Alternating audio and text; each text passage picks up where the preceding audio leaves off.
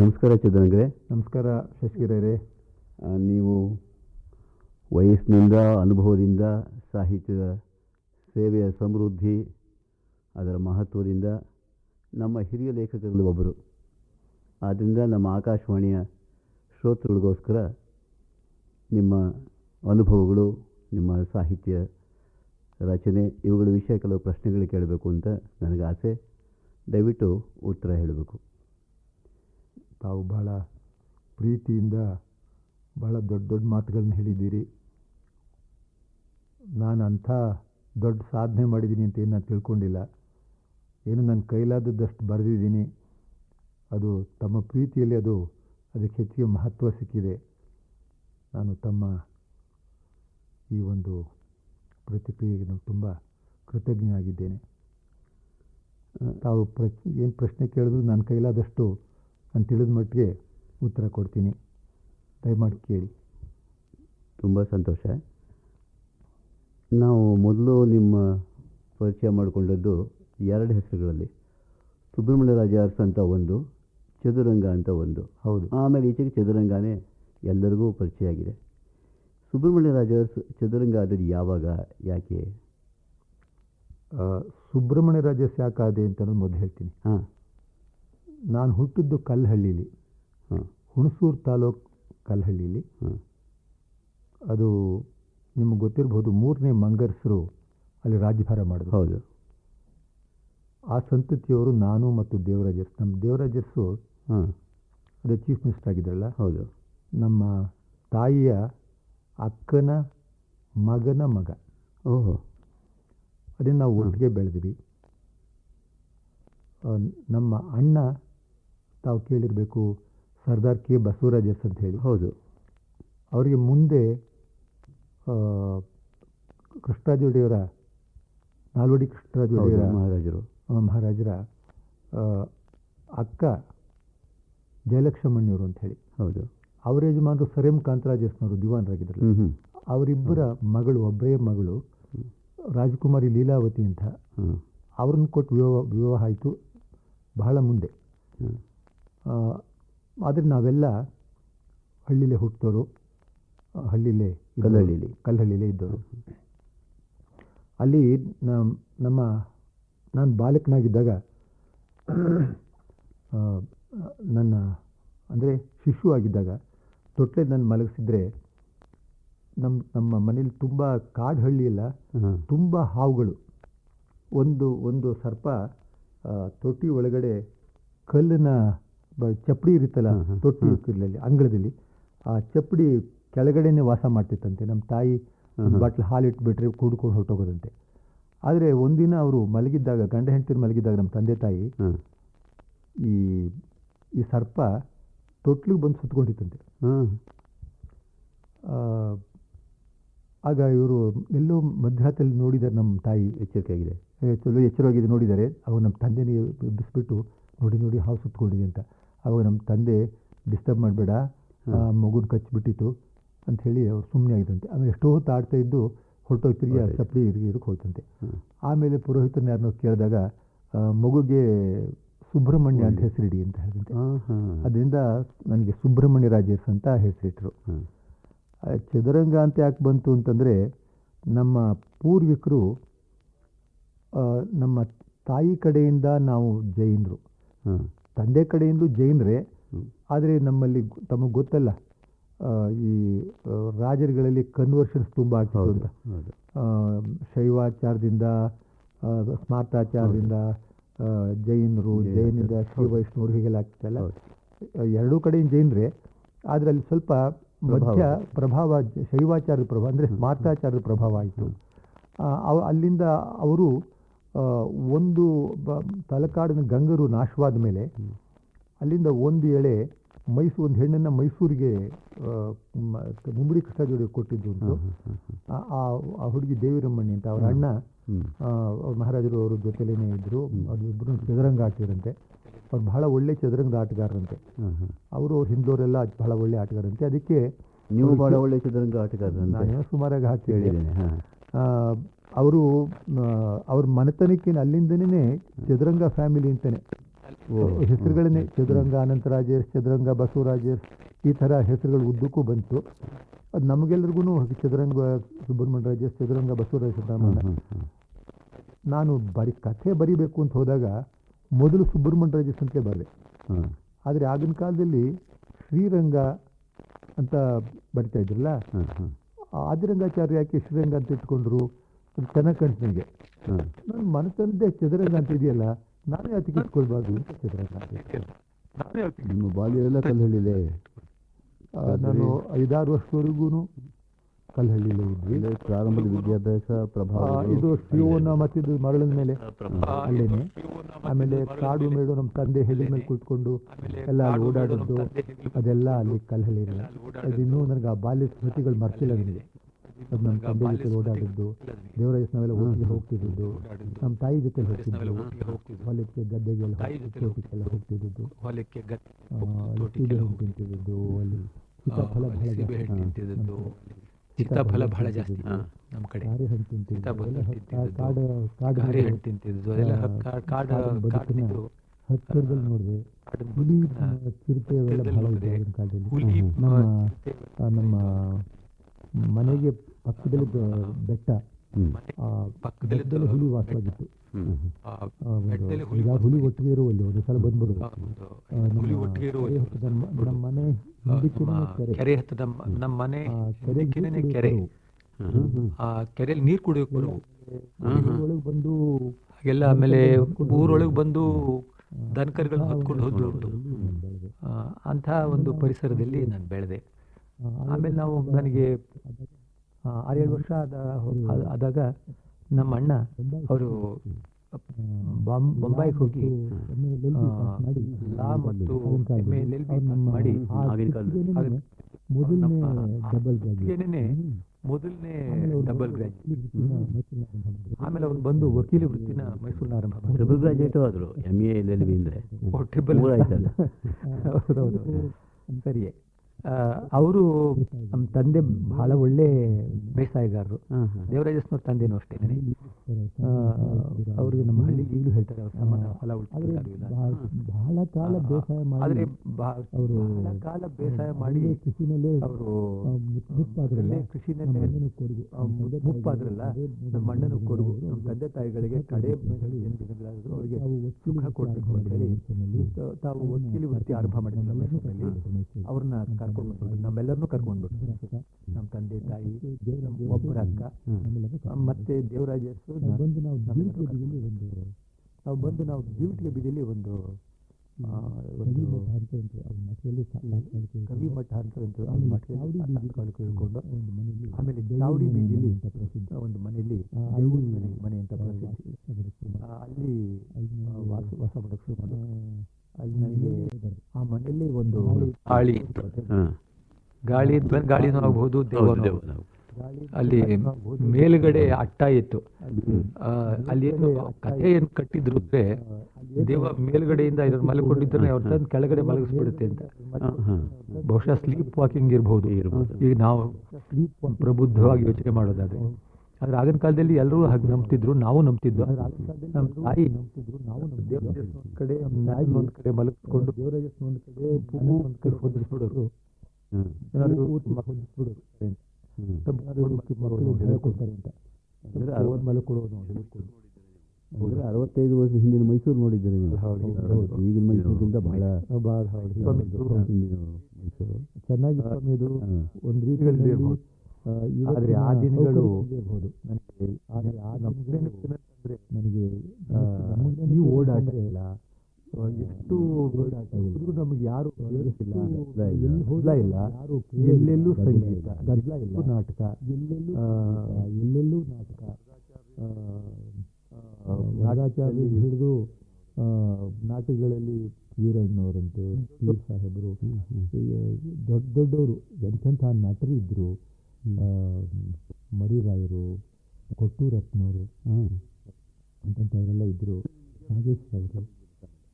ಅಂದರೆ ನಿಮ್ಮ ವಿದ್ಯಾಭ್ಯಾಸ ಮೈಸೂರಲ್ಲೇ ಮುಂದುವರಿತು? ಆಮೇಲೆ ಮೈಸೂರಲ್ಲೇ ಮುಂದುವರಿತು. ದೇವರಾಜಸ್ಥಾನದ ಇಬ್ಬರಿಗೂ ಇಲ್ಲ. ಎಲ್ಲಿ ಓದಿದ್ರೆ ಮೈಸೂರಲ್ಲಿ? ಅರಸು ಬಿಡಿಸ್ಕೊಂಡು ಓದಿ. ಅದೇ ರಾಯಲ್ ಸ್ಕೂಲ್ ಒಂದಿತ್ತು.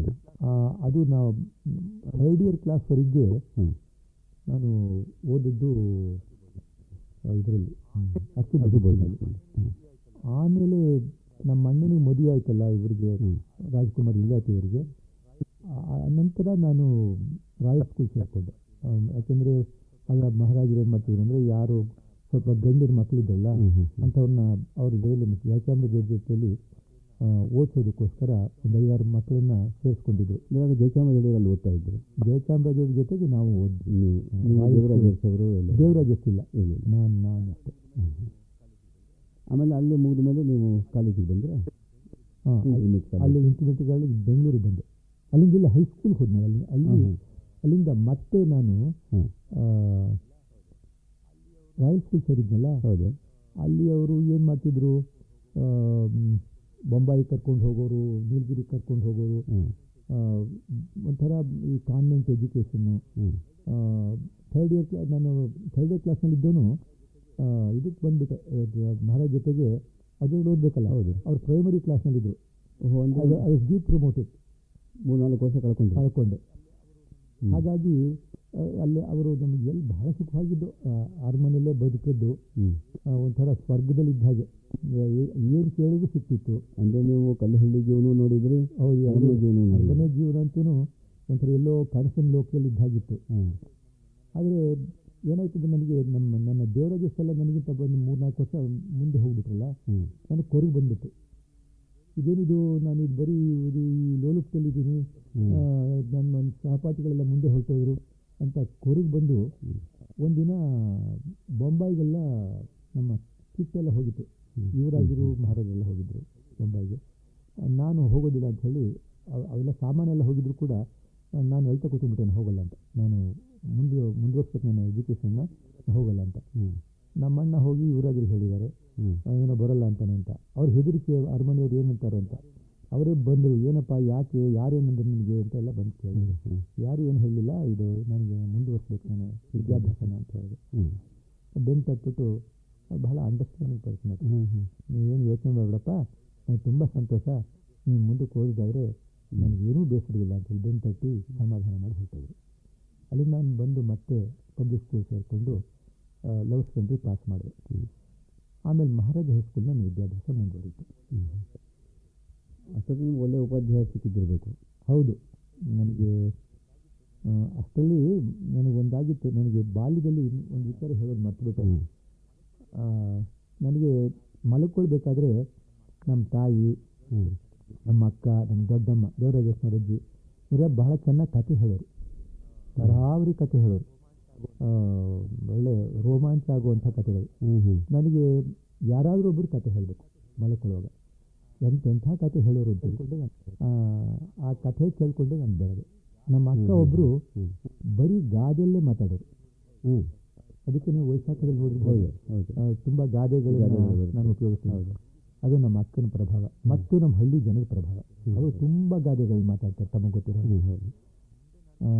ಅಲ್ಲಿ ನನಗೆ ಮುಂದೆ ನಾನು ಏನಾದ್ರು ಕಥೆ ಬರೆಯೋದಕ್ಕೆ ಪ್ರಚೋದನೆ ಆಗಿದ್ರೆ, ನಮ್ಮ ತಾಯಿ, ನಮ್ಮ ಅಕ್ಕ, ನಮ್ಮ ಹಳ್ಳಿ ಪರಿಸರ, ನಮ್ಮ ಹಳ್ಳಿ ಜನ ಮಾತಾಡ್ತಾ ಇದ್ದದ್ದು, ಅದೆಲ್ಲ ಪ್ರಭಾವ. ಅಂದರೆ ನನಗೆ ಹಳ್ಳಿ ಜನ ಮಾತಾಡೋದು ಆಗ ಅಷ್ಟೊಂದು ಪ್ರಭಾವ ಇದೆ ಇರ್ಬೋದು. ಆಗ ನಮ್ಮ ತಾಯಿ, ಅಕ್ಕ, ದೊಡ್ಡಮ್ಮ ಅವ್ರ ಜೊತೆ ನಮ್ಮ ತಂದೆ ಹಾಡ್ತಿದ್ರು ಚೆನ್ನಾಗಿ, ಅವರು ಕತೆ ಹೇಳೋರು.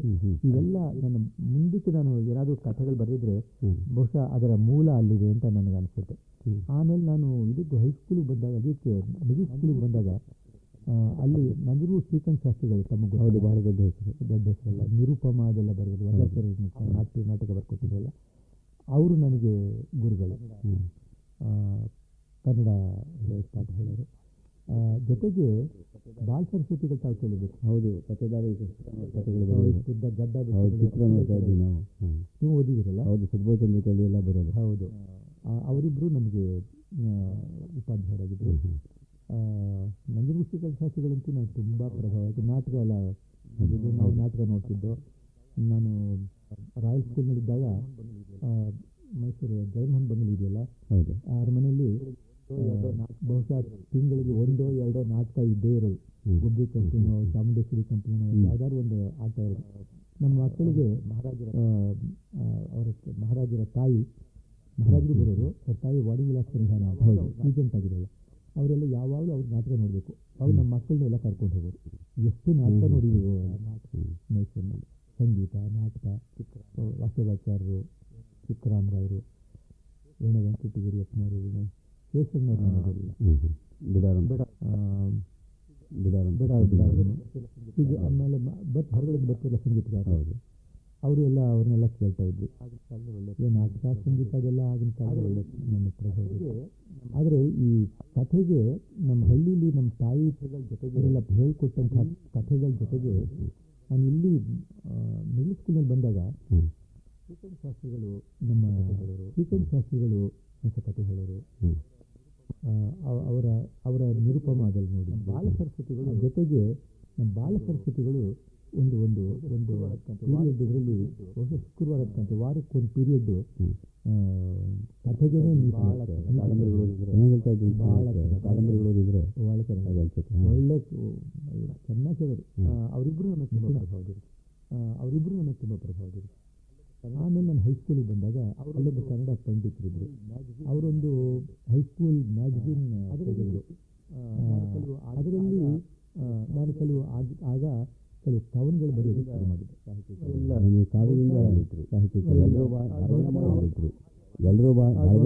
ನಾವು ಹಾಗೆ ಮಾಡಬೇಕು, ಧೈರ್ಯ ಇರೋಲ್ಲ. ಹೌದಾ, ಯಾವುದೇ ಪ್ರಕೃತಿದಾಗ ಒಂದು ಕವನೂ ಉಳಿದಿಲ್ಲ ನನ್ನ ಹತ್ರ. ಒಂದು ಪ್ರವಾಸ ಕಥನ ಮಾತ್ರ ಅದನ್ನು ಮಾತ್ರ ಹಾಕಿದ್ರು ಹೈಸ್ಕೂಲ್ ಮ್ಯಾಗಝಿನಲ್ಲಿ. ಅದು ನನ್ನ ಮೊದಲ ಆ ಬರಹನೂ ನನ್ನ ಹತ್ರ ಇಲ್ಲ. ಅದಾದಮೇಲೆ ಇಂಟರ್ಮೀಡಿಯೇಟ್ಗೆ ಬೆಂಗಳೂರು ಬಂದೆ. ಜಾಸ್ತಿ ಕಾಲೇಜಿಂದ ಇಲ್ಲಿ ಅಲ್ಲೇ ಅವಾಗ ಇಂಟರ್ಮೀಡಿಯೇಟ್ ಅಂತ ಇಂಟರ್ಮೀಡಿಯೇಟ್ ಮಾತ್ರ ಇತ್ತು. ಅಲ್ಲಿ ನಮಗೆ ವಿ ಸೀತಾರಾಮಯ್ಯನವರು ನಮಗೆ ನೆಕ್ಸ್ಟ್ ಕನ್ನಡ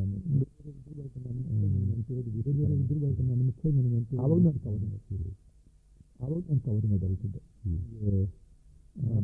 ನನಗೆ ಜ್ಞಾಪಕ, ಅದನ್ನು ವಿ ಸಿ ಅವರು ತಿಂತಿದ್ದವರು ಕವನಗಳನ್ನ, ರಾಜರತ್ನ ತಿದ್ದವರು BM ಶ್ರೀಕಂಠಯ್ಯ ಹೋಗ್ತಿದ್ದರು.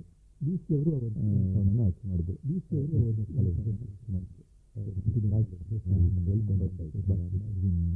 ಅವಾಗೆಲ್ಲ ಸಹಜವಾಗಿ ಆಗಿನ ಕಾಲದಲ್ಲಿ ವಯಸ್ಸಿನ ತಕ್ಕ ಹಾಗೆ ಲವ್ ಪೊಯಮ್ಸ್ ಬರೀತಿದ್ದು. ಅದು ನಮ್ಮ BM ಶ್ರೀಕಂಠಯ್ಯನವರು ಕೆಲವು ಗದ್ಯ ಬರಹಗಳನ್ನು ನೋಡಿದರು.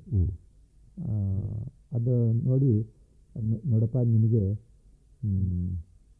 ಗದ್ಯದಲ್ಲೇ ನನಗೆ ನೀನು ಮುಂದಕ್ಕೆ ಅದೇ ಬೆಳೆದ್ರೆ ಒಳ್ಳೇದು ಅಂತ ಕಾಣ್ತಿದೆ, ಪದ್ಯ ನಿನಗೇನೋ ಅಷ್ಟು ಜಾಯಮಾನ ಕಾಣೋದಿಲ್ಲ ನನಗೆ ಅಂತ ಹೇಳಿದ್ರು. ಅವ್ರು ಹೇಳಿದ ಮಾತು ಎಲ್ಲಿ ನನಗೆ ಆಳದಲ್ಲಿ ಕೆಲಸ ಮಾಡ್ತೋ. ನಾನೇನು ಬರಿಬೇಕು ಅಂತೇನು ಇರಲೇ ಇಲ್ಲ, ಅದು ಅಪರೂಪ. ಅದು ಬರೀಬೇಡ ಅಂತೇಳಿ ಕೇಳೋದು ಬಹಳ ಅಪರೂಪ. ಹಾಗಾಗಿ ಅಲ್ಲಿವರೆಗೆ ನನ್ನ ಬದುಕು ಹೆಚ್ಚಾಗ್ಬೇಕು. ನಾನು ಆಮೇಲೆ ಮೈಸೂರಿಗೆ ಹೋದ್ರಿ ನೀವು. ಮತ್ತೆ ಆಮೇಲೆ ಏನಾಯಿತು ಅಂದರೆ ಇಂಟರ್ಮೀಡಿಯೇಟ್ನಲ್ಲಿ ನನಗೆ ಅಷ್ಟರಲ್ಲಿ ನನಗೆ ಸ್ವಲ್ಪ ಈ ರಾಜಕೀಯ ಪ್ರಭಾವಕ್ಕೊಳಗಾದೆ.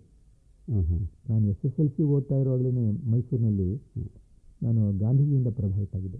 ನಿಮ್ಮ ಸರ್ವಮಂಗಳ ಸ್ವಲ್ಪ ಸುಳುವು ಬರ್ತದೆ ನಮಗೆ. ಅಲ್ಲಿ ನಾನು ಪೂರ್ತ ಖಾದಿ ತೋಡ್ತಾ ಇದ್ದೆ, ಖಾದಿ ಟೋಪಿ ಹಾಕ್ತಾ ಇದ್ದೆ, ಜುಬ್ಬ ಪೈಜಾಮ ಹಾಕ್ತಾ ಇದ್ದೆ. ಅದು ಅರಮನೆಯವ್ರಿಗೆಲ್ಲ ಬಹಳ ಬೇಜಾರು. ಕೃಷ್ಣಾಜಿಯವರು ಇದ್ದ ಕಾಲ, ಹೌದು, ಅವರ ಅಕ್ಕನ ಮಗಳನ್ನೇ ಕೊಟ್ಟಿದೆ. ನಾನು ಅವರ ಸತ್ಯ ಸಂಬಂಧಿಯಾಗಿ ನಾನು ಖಾದಿ ಬಟ್ಟೆ ಹಾಕಿದ್ದು ನಮ್ಮ ಅಣ್ಣನೂ ಬಹಳ ಕೋಪ ಬಂದುಬಿಟ್ಟು ಒಂದಿನ ಅವ್ರು ನೋಡಿರಲಿಲ್ಲ, ಕೇಳಿದ್ರು. ಒಂದಿನ ಅವ್ರ ಎದುರುಗಡೆನೇ ಬಂದಾಗ ನಾನು ಆ ಬಟ್ಟೆ ಹಾಕ್ಕೊಂಡು ಖಾದಿ ಟೋಪಿ ತೆಗೆದು ತುಯ್ದೆಸ್ಬಿಟ್ರು. ನನಗೆ ನಾನು ಒಬ್ಬನಿಗೆಲ್ಲ ಅವಮಾನ, ಗಾಂಧೀಜಿಗೆ ಅವಮಾನ ಮಾಡಿಬಿಟ್ರು ಅಂತ ಕೋಪ ನನಗೆ. ಮನೆ ಬಿಟ್ಟು ಹೊರಟೋಗ್ಬಿಟ್ಟೆ. 3 ತಿಂಗಳು ಮನೆಗೆ ಬರಲಿಲ್ಲ. ನಾನು ಯಾವುದೋ ಸ್ನೇಹಿತರ ಮೇಲಿದ್ದೆ. ಏನು ಯಾರು ಬಂದು ಕರೆದ್ರು ಹೋಗಲಿಲ್ಲ. ಅವರು ನಾನು ಆ ಬಟ್ಟೆ ಹಾಕ್ಕೊಳ್ಳೋದಕ್ಕೆ ಅವರು ಒಪ್ಪಿದ್ರೆ ಮನೆಗೆ ಬರೋದಿಲ್ಲ ಅಂತ. ಟೋಪಿ ವಾಪಸ್ ಬಂತು.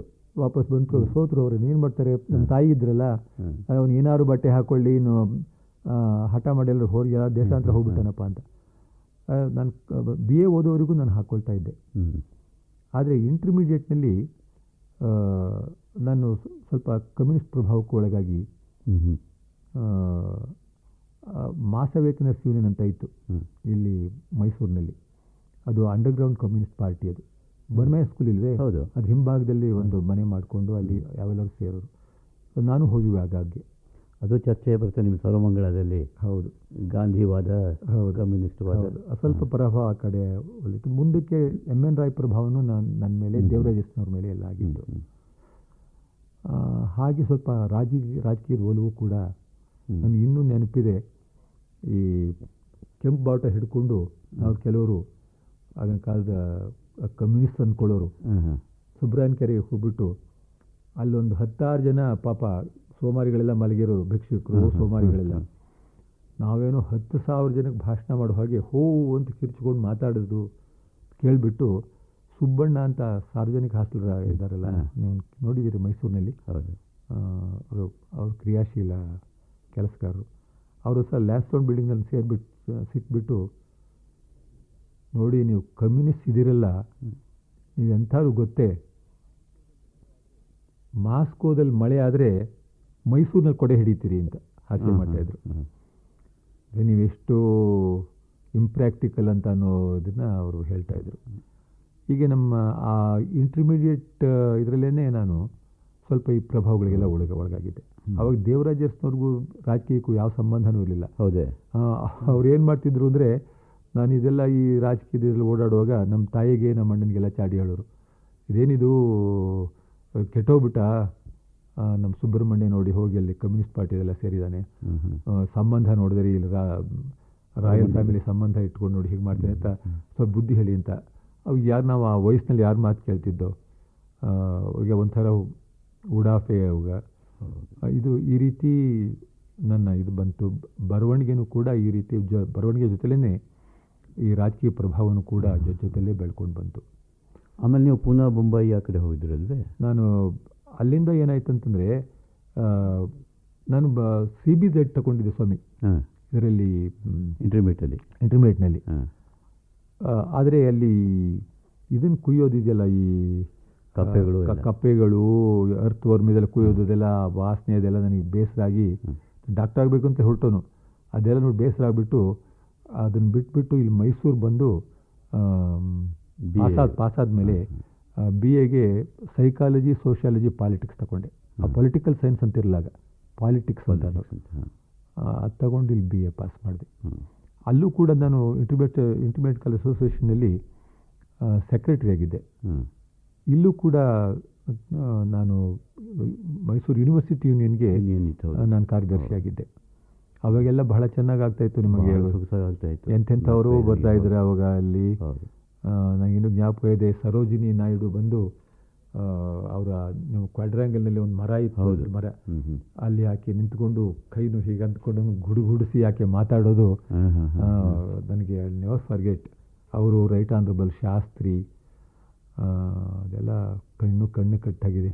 ಅಲ್ಲಿ ನೀವು ಅಲ್ಲೇ ಓದ್ದೋರಲ್ವಾ? ನಾನು ಬೆಂಗಳೂರು. ನೀವು ಬೆಂಗಳೂರು, ಮೈಸೂರಿಗೆ ಬಂದೆ. ಆದರೂ ಅಲ್ಲಿ ಆಗಲೂ ಕೂಡ ಸ್ವಲ್ಪ ಇನ್ನೂ ಇತ್ತು, ಕ್ವಾಡ್ರ್ಯಾಂಗಲ್ ಮರನೂ ಇತ್ತು. ಈಚೆಗೆ ಒಂದು ಸಲ ಹೋದಾಗ ಮರ ಹೊರಟೋಗಿದೆ. ಹೌದು. ಆಮೇಲೆ ನೀವು ಕಲ್ಲಹಳ್ಳಿಗೆ ವಾಪಸ್ ಹೋದ್ರಿ? ಇಲ್ಲ, ಕೇಳಿ, ಅಲ್ಲಿಂದ ನಾನು ಪೂನಾಗೆ ಹೋದೆ. BA ಪಾಸ್ ಮಾಡಿಕೊಂಡು ಪೂನಾಗೆ ಹೋದೆ. ಫಸ್ಟ್ MA ಪಾಸ್ ಮಾಡಿಕೊಂಡು ನಾನು ವಾಪಸ್ ಬಂದೆ. ಬಂದ ಮೇಲೆ ನನ್ನ ಜೀವನ ಏನೋ ಕೆಲವೆಲ್ಲ ಅಹಿತ ಘಟನೆಗಳು ನಡೆದು ನಾನು ಹಳ್ಳಿಗೆ ಹೊರಟೋದೆ. ಇಲ್ಲಿ ಹಳ್ಳಿಗೆ ಹೋಗಿ ಅಲ್ಲಿ ನಾನು ಬೇಸಾಯಕ್ಕೆ ತೊಳ್ಕೊಂಡೆ. ಓಹೋ, ಹೌದು. ಅಲ್ಲಿ 9-10 ವರ್ಷ ಬೇಸಾಯ ಮಾಡಿಕೊಂಡು, ಸ್ವಲ್ಪ ಹಳ್ಳೀಲಿ ಗಾಂಧಿ ಕೆಲಸನೂ ಮಾಡಿಕೊಂಡು, ಅಲ್ಲಿ ರಸ್ತೆ ಮಾಡೋದು, ಅಲ್ಲಿ ನೀರು ತರಿಸೋದು ಎಲ್ಲ ಮಾಡಿ, ಅಲ್ಲಿ ನನಗೊಂದು ವಿಷಯ ನಾನು ಹೇಳಬೇಕು. ನಮ್ಮ ಹಳ್ಳೀಲಿ ನನ್ನ ಸಂತೋಷದ ವಿಷಯ ಏನಂತಂದರೆ, ನಮ್ಮ ಹಳ್ಳೀಲಿ ನಾವು ಹೋದಾಗ ಮಳೆ ಇರಲಿಲ್ಲ ಸ್ವಾಮಿ, ಮಳೆ ಇರಲಿಲ್ಲ. ಮತ್ತು ನೀರಿನ ಆಶ್ರಯ ಹೇಗಿದೆ? ಅವು ಬರೀ ಬಾವಿಗಳು, 90 ಅಡಿ 86 ಅಡಿ ಬಾವಿಗಳು, ಒಂದು 4-3 ಬಾವಿನೋ ಇದ್ದು. ಅದರಿಂದ ನೀರು ಸೇದ್ಕೊಂಡು ಬರಬೇಕಾದ್ರೆ ಬಹಳ ಕಷ್ಟ ಆಗೋದು. ನಾವಲ್ಲಿ ನೀರು ಸೇದ್ಕೊಂಡು ನಮ್ಮ ಮನೆಯವ್ರಿಗೆ ತೊಗೊಂಡು ಬರಬೇಕಾದ್ರೆ ನಾನು ಹೆಂಡತಿ ರಟ್ಟೆ ಬಿದ್ದು ಹೋಗೋದು. ಅದು ನೋಡಿ ನನಗೆ ಭಾಳ ಬೇಸರ ಆಯಿತು. ಆಮೇಲೆ ಕೆರೆಯೆಲ್ಲ ಪೂರ್ತಿ ಒಣಗೋಗ್ಬಿಡ್ತು. ಮಳೆ, ಆ ಬಾವಿಗಳೆಲ್ಲ ಆಳದಲ್ಲಿ ನೀರಿರೋದು, ಅದನ್ನ ಸೇದ್ಕೊಂಡು ಬರಬೇಕಾದ್ರೆ ಅದಕ್ಕೆ ಬೇರೆ ಹೊಡೆದಾಟ ಜನಗಳಿಗೆ.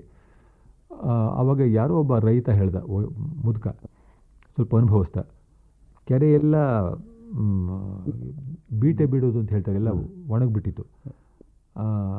ಅಲ್ಲಿ ಅವ್ನು ಹೇಳ್ದ, ನೋಡಿ ಸ್ವಾಮಿ, ನೀವು ಒಂದು ಕೆಲಸ ಮಾಡಿ, ಕೆರೆ ಒಳಗಡೆ ನಮ್ಮ ಪೂರ್ವಿಕರು ಕೊಳ ತೆಗೆದಿದ್ದಾರೆ, ಅದು ಮುಚ್ಚಿದೆ.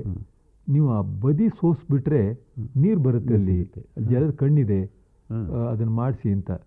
ಆವಾಗ ನಾನು ಸಂತೋಷಪಟ್ಟು ಮನೆಗೊಂದು ಆಳನ್ನು ಹೊರಡಿಸಿ 4 ಮೂಲೆಗೆ 4 ಸಾಲು ನಿಲ್ಲಿಸೋದು.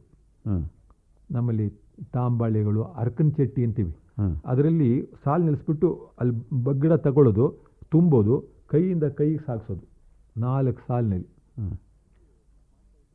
ಹೀಗೆ ಮಾಡ್ತಾ ಇದ್ದಾಗ ಯಜಮಾನರುಗಳೇನು ಮಾಡ್ತಿದ್ರು ಅಂದರೆ, ಅಲ್ಲೆಲ್ಲೋ ಕಲ್ ಮೇಲೆ ಕೂತ್ಕೊಂಡು ಹಾಗೆ ಮಾಡಿ ಹೀಗೆ ಮಾಡಿ ಅಂತ ನಿರ್ದೇಶನ ಕೊಡ್ತಾಯಿದ್ರು. ಅವನು ನಾನು ಹೇಳಿದೆ, ಬನ್ನಿ ನಾವು ಸೇರ್ಕೊಳ್ಳೋಣ, ಬೇಗ ಕೆಲಸ ಆಗುತ್ತೆ ಅಂತ. ಯಾಕೆ ಸ್ವಾಮಿ, ಅವ್ರು ಕೆಲಸ ಮಾಡ್ತಾರೆ, ಸುಮ್ಮನೆ ಇರಿ ಅನ್ನೋರು. ನಾನು ಅಪ್ಪ ನೀವು ಕುಳಿತೀರಿ ಅಂತ ಹೇಳಿ ನಾನು ಹೋಗಿ ಸೇರಿಕೊಂಡು ಒಂದು ಸಾಲಿಗೆ ಸೇರಿಕೊಂಡೆ. ನಾನು ಯಾವ ಕೆಲಸಕ್ಕೆ ಶುರು ಮಾಡಿದೆ, ಅವ್ರಿಗೆ ನಿರ್ವಾಹವಿಲ್ಲ, ಅವರು ಬಂದು ಸೇರಿಕೊಂಡ್ರು. 15 ದಿನದೊಳಗೆ ನೀರು ಬಂತು. ಎಲ್ಲರೂ ಸಂತೋಷಪಟ್ಟರು, ದನಕರುಗಳಿಗೆ ನೀರಾಯಿತು. ಊರೆಲ್ಲ ಬರೀ ಮುಂದೆ ಮಳೆ ಬರೋವರೆಗೆ ಇದು ಕಾಪಾಡ್ತು ಊರನ್ನು. ನನಗೆ ಅವಾಗ ಏನು ನನಗೆ ಅನ್ನಿಸ್ತು ಅಂತಂದರೆ, ಒಂದು ಹಳ್ಳಿನ ಮೇಲೆತ್ತಬೇಕಾದ್ರೆ ನಮ್ಮಲ್ಲಿ ಸೋಮವಾರ ಬಿಟ್ಟಿ ಅಂತ ಇತ್ತು. ಅಂದರೆ ಇನ್ನು ಸೋಮವಾರ ದಿನ ಪ್ರತಿ ಹಳ್ಳಿಲೂ ಕೂಡ ಊರೊಟ್ಟಿನ ಕೆಲಸ ಮಾಡಬೇಕು. ಮನೆಗೊಂದು ಆಳು ಹೊರಟು ಊರೊಟ್ಟಿನ ಕೆಲಸ ಮಾಡಬೇಕು. ನಾನು ಹಾಕಿ ಸ್ವಲ್ಪ ಕೆಲಸ ಮಾಡಿಸ್ದೆ, ಊರೊಟ್ಟಿನ ಕೆಲಸ ಮಾಡಿ. ಇದು ಊರೊಟ್ಟಿನ ಕೆಲಸನೇ ನಾವು ಮಾಡಿದ್ದು, ರಸ್ತೆಗಳನ್ನೆಲ್ಲ ಮಾಡಿಸ್ತೀವಿ. ಅವಾಗ ನನಗೆ ಏನು ಅನಿಸ್ತು ಅಂತಂದರೆ, ಇವರು ಸರ್ಕಾರದಿಂದ ಹಣ ಕೊಟ್ಟು ಇದು ಮಾಡಿಸೋದಲ್ಲ, ನಾವು ಜನಗಳನ್ನು ಅವ್ರ ಮನಸ್ಸನ್ನು ಪರಿವರ್ತನೆ ಮಾಡಿ, ಗಾಂಧೀಜಿ ಹೇಳೋ ಹಾಗೆ ನಾವು ಬಹಳ ಪ್ರಾಮಾಣಿಕವಾಗಿದ್ದರೆ, ಈ ವಿದ್ಯಾವಂತರಾದವರಲ್ಲೇ ಇವಾಗ ಕೆಲಸ ಇಲ್ಲ ಅಂತ ಒದ್ದಾಡ್ತಾರಲ್ಲ, ಅಲ್ಲಿ ಹಳ್ಳಿ ನಿಜವಾಗೂ ಮೇಲೆತ್ತಬೇಕಾದ್ರೆ ಇವ್ರು ಯಾವ ಹಳ್ಳಿಯಿಂದ ಇವರು ಮುಂದಕ್ಕೆ ಬಂದಿದ್ದಾರೋ, ವಿದ್ಯಾಭ್ಯಾಸ ಮಾಡಿದಾರೋ, ಇವಾಗ ಅನ್ನ ಊಟ ಮಾಡ್ತಿದ್ದಾರೋ, ಇವರು ಕೆಲವರಾದರೂ ಈ ಥರ ನಿಷ್ಠಾವಂತರಾಗಿ ಹೋಗಿ ಅಲ್ಲಿ ಕೆಲಸ ಮಾಡಿದ್ರೆ ನನಗೆ ಹಳ್ಳಿ ಜನದ ಮೇಲೆ ತುಂಬ ನಂಬಿಕೆ ಇದೆ. ಅವ್ರ ಜೊತೆ ಒಂದಾಗ್ಬಿಟ್ರೆ ನೀವು ನಮ್ಮ ಭಾರತ ಭೂಪಟನ ಬದಲಾಯಿಸ್ಬೋದು ಅಂತ ನನಗೆ. ಈ ಬರೀ ರಾಜಕೀಯದಲ್ಲ, ನನಗೆ ಚೈನಾದಲ್ಲಿ ಅದು ಮಾಡಿದರೆ, ನನಗೆ ಸಣ್ಣ ಪ್ರಮಾಣದಲ್ಲಿ ಅದನ್ನು ನೋಡಿದೆ, ನನಗೆ ಹಳ್ಳಿಲಿ ಏನು ಮಾಡ್ಬೋದು ಅಂತ ಅದನ್ನು ತಮ್ಮ ಜೊತೆ ಹಂಚಿಕೊಳ್ಳೋಕೆ ನಾನು ಇಷ್ಟಪಡ್ತೀನಿ. ಮೈಸೂರಿಗೆ ಬಂದಮೇಲೆ ನೀವು ಸಾಹಿತ್ಯ ರಚನೆಯೇ ಮುಖ್ಯ ಮಾಡಿ ಆ ಕಡೆ ನನ್ನ ಗಮನ ಹೋಯಿತು ಸ್ವಾಮಿ. ಅದು ಚಲನಚಿತ್ರಕ್ಕೂ ಆಮೇಲೆ ಚಲನಚಿತ್ರ. ಆದರೆ ಮೊದಲು ನಾನು ಬರೆದ ಕಥೆ BS ವೆಂಕಟರಾಮ್ ಅಂತ ಕೇಳಿರ್ಬೋದು. ಹೌದು, 1900 ಛಾಯಾಪತ್ರಿಕೆ ಸಂಪಾದಕರು, ನಾಟಕ ಮಂಡಳಿ ಎಲ್ಲ ಮಾಡ್ತಾ ಇದ್ರು. ಹೌದು, ನಾಟಕ ಎಲ್ಲ ಮಾಡ್ತಾಯಿದ್ರು. ಅವರ ತಮ್ಮನೇ BS ರಾಮರಾಯರು.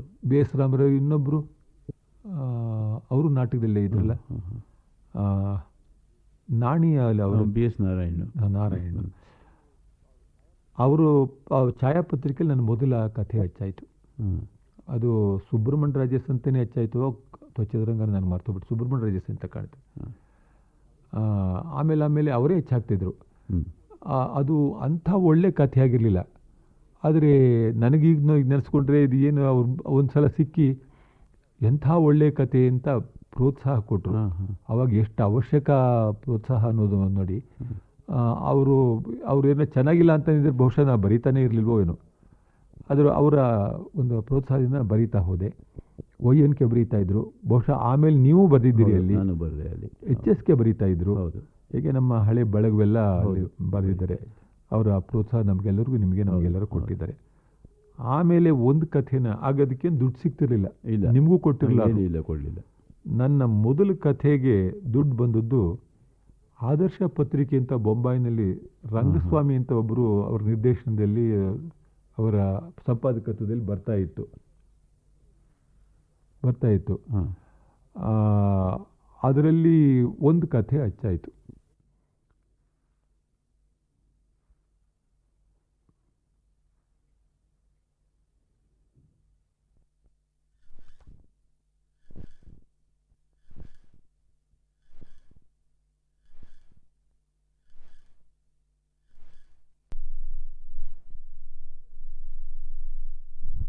ಛಾಯಾದಲ್ಲಿ ಕಥೆ ಪ್ರಕಟ ಆದಮೇಲೆ ನೀವು ಮುಖ್ಯವಾಗಿ ಕಥೆ ಮಾಧ್ಯಮನೇ ಆರಿಸ್ಕೊಂಡ್ರಿ. ಹೌದು, ಬಹಳ ಕಾಲ. ಹೌದು, ಆರಿಸ್ಕೊಂಡೆ. ಆದರೆ ನೀವು ಕಥೆ ಬರಿತಾ ಇದ್ರಿ. ಆಗಿನ ಕಾಲದಲ್ಲಿ ನಮ್ಗೆ ಯಾರಿಗೂ ಸಂಭಾವನೆಯನ್ನು ಕೊಡ್ತಾ ಇರಲಿಲ್ಲ, ಏನೂ ಇಲ್ಲ. ನಮಗೇನೆಂದರೆ ಸಮಾಧಾನ, ನಮ್ಮ ಕಥೆ ಪ್ರಕಟ ಆಯ್ತಲ್ಲ ಅನ್ನೋದೇ ನಮಗೆ ಬಹಳ ಸಂತೋಷ ಕೊಡ್ತಾ ಇದ್ದಂಥ ವಿಚಾರ. ಆದರೆ ನನ್ನ ಒಂದು ಕಥೆ ಆ, ಬೊಂಬಾಯಿನ ಆದರ್ಶ ಪತ್ರಿಕೆಯಲ್ಲಿ ಪ್ರಕಟ ಆಯಿತು. ಅದರ ಆ, ಸಂಪಾದಕರು ರಂಗಸ್ವಾಮಿ ಅಂತ. ಹಾಂ ಹಾಂ ಅವರು ಅದನ್ನು ಪ್ರಕಟ ಮಾಡ್ತಾಯಿದ್ರು. ಒಂದಿನ ಪೋಸ್ಟ್ನಲ್ಲಿ ಅಂಚೆಲಿ ಹಾಂ 5 ರೂಪಾಯಿ ಪೋಸ್ಟ್ಮನ್ ತಂದು ನನಗೆ ಕೊಟ್ಟ. 5 ರೂಪಾಯಿ ಬೆಳ್ಳಿ ನಾಣ್ಯ ಈಗ ನೋಡೋದೇ ಸಾಧ್ಯವಿಲ್ಲ. ಕೊಟ್ಟು ಸೈನ್ ಹಾಕಿದ್ರೆ ಪಕ್ಕದಲ್ಲಿ ದೇವರಾಜ್ ಎಸಿದ್ರು. ಹಾಂ ನನಗೆ ಭಾಳ ಖುಷಿಯಾಗ್ಬಿಟ್ಟು ನನ್ನ ಮೊದಲನೇ ಸಂಪಾದನೆ, ಬಾರೆಯ ಇಂದಿರಾಭವನಕ್ಕೆ ಹೋಗೋಣ, ನಿನಗೆ ಒಳ್ಳೆ ಮಸಾಲೆ ದೋಸೆ ಕೊಡಿಸ್ತೀನಿ, ಜಾಮೂನು ಜಹಾಂಗೀರು ಏನು ಕೇಳಿದ್ರು ಕೊಡಿಸ್ತೀನಿ ಬಾರೆಯ. ಆಗ 5 ರೂಪಾಯಿ ಅಂದ್ರೆ ದೊಡ್ಡ ದುಡ್ಡು ತಾನೆ. ಹೌದು. ಆತ ನನಗಿಂತ ಒಂದು 7 ತಿಂಗಳು ದೊಡ್ಡವರಲ್ಲ, ಹಾಂ ಸ್ವಲ್ಪ ವಿವೇಕಿ. ಅಲ್ಲಯ್ಯ ನಿನ್ನ ಮೊದಲ ಸಂಪಾದನೆ, ಹಾಂ ಅಜ್ಜಿಗೆ ಹೇಳಿಬಿಟ್ಟು ಹೋಗೋಣ ನಡಿ ಅಂತ ಹೇಳಿ ಅವರು ಸಂತೋಷ ಪಡ್ತಾರೆ ಸಂಪಾದನೆ ಮಾಡಿದೆ ಅಂತ ಹೇಳಿ. ನಡಿ ಅಂತ ಹೇಳಿ ಕರ್ಕೊಂಡು ಹೋಗಿ ನಮ್ಮ ತಾಯಿ ಹತ್ರ ನಾವಿಬ್ಬರು ಹೋದ್ವಿ. ತಾಯಿ ಹತ್ರ ಹೋದರೆ ನಾನು ಅವ್ರಿಗೆ ಮುಂದೆ ಇಟ್ಟು ನಮಸ್ಕಾರ ಮಾಡಿದೆ, ನನ್ನ ಮೊದಲು ಸಂಪಾದನೆ ಅಂತ. ಅವ್ರು ಭಾಳ ಸಂತೋಷ ಆಯಿತು.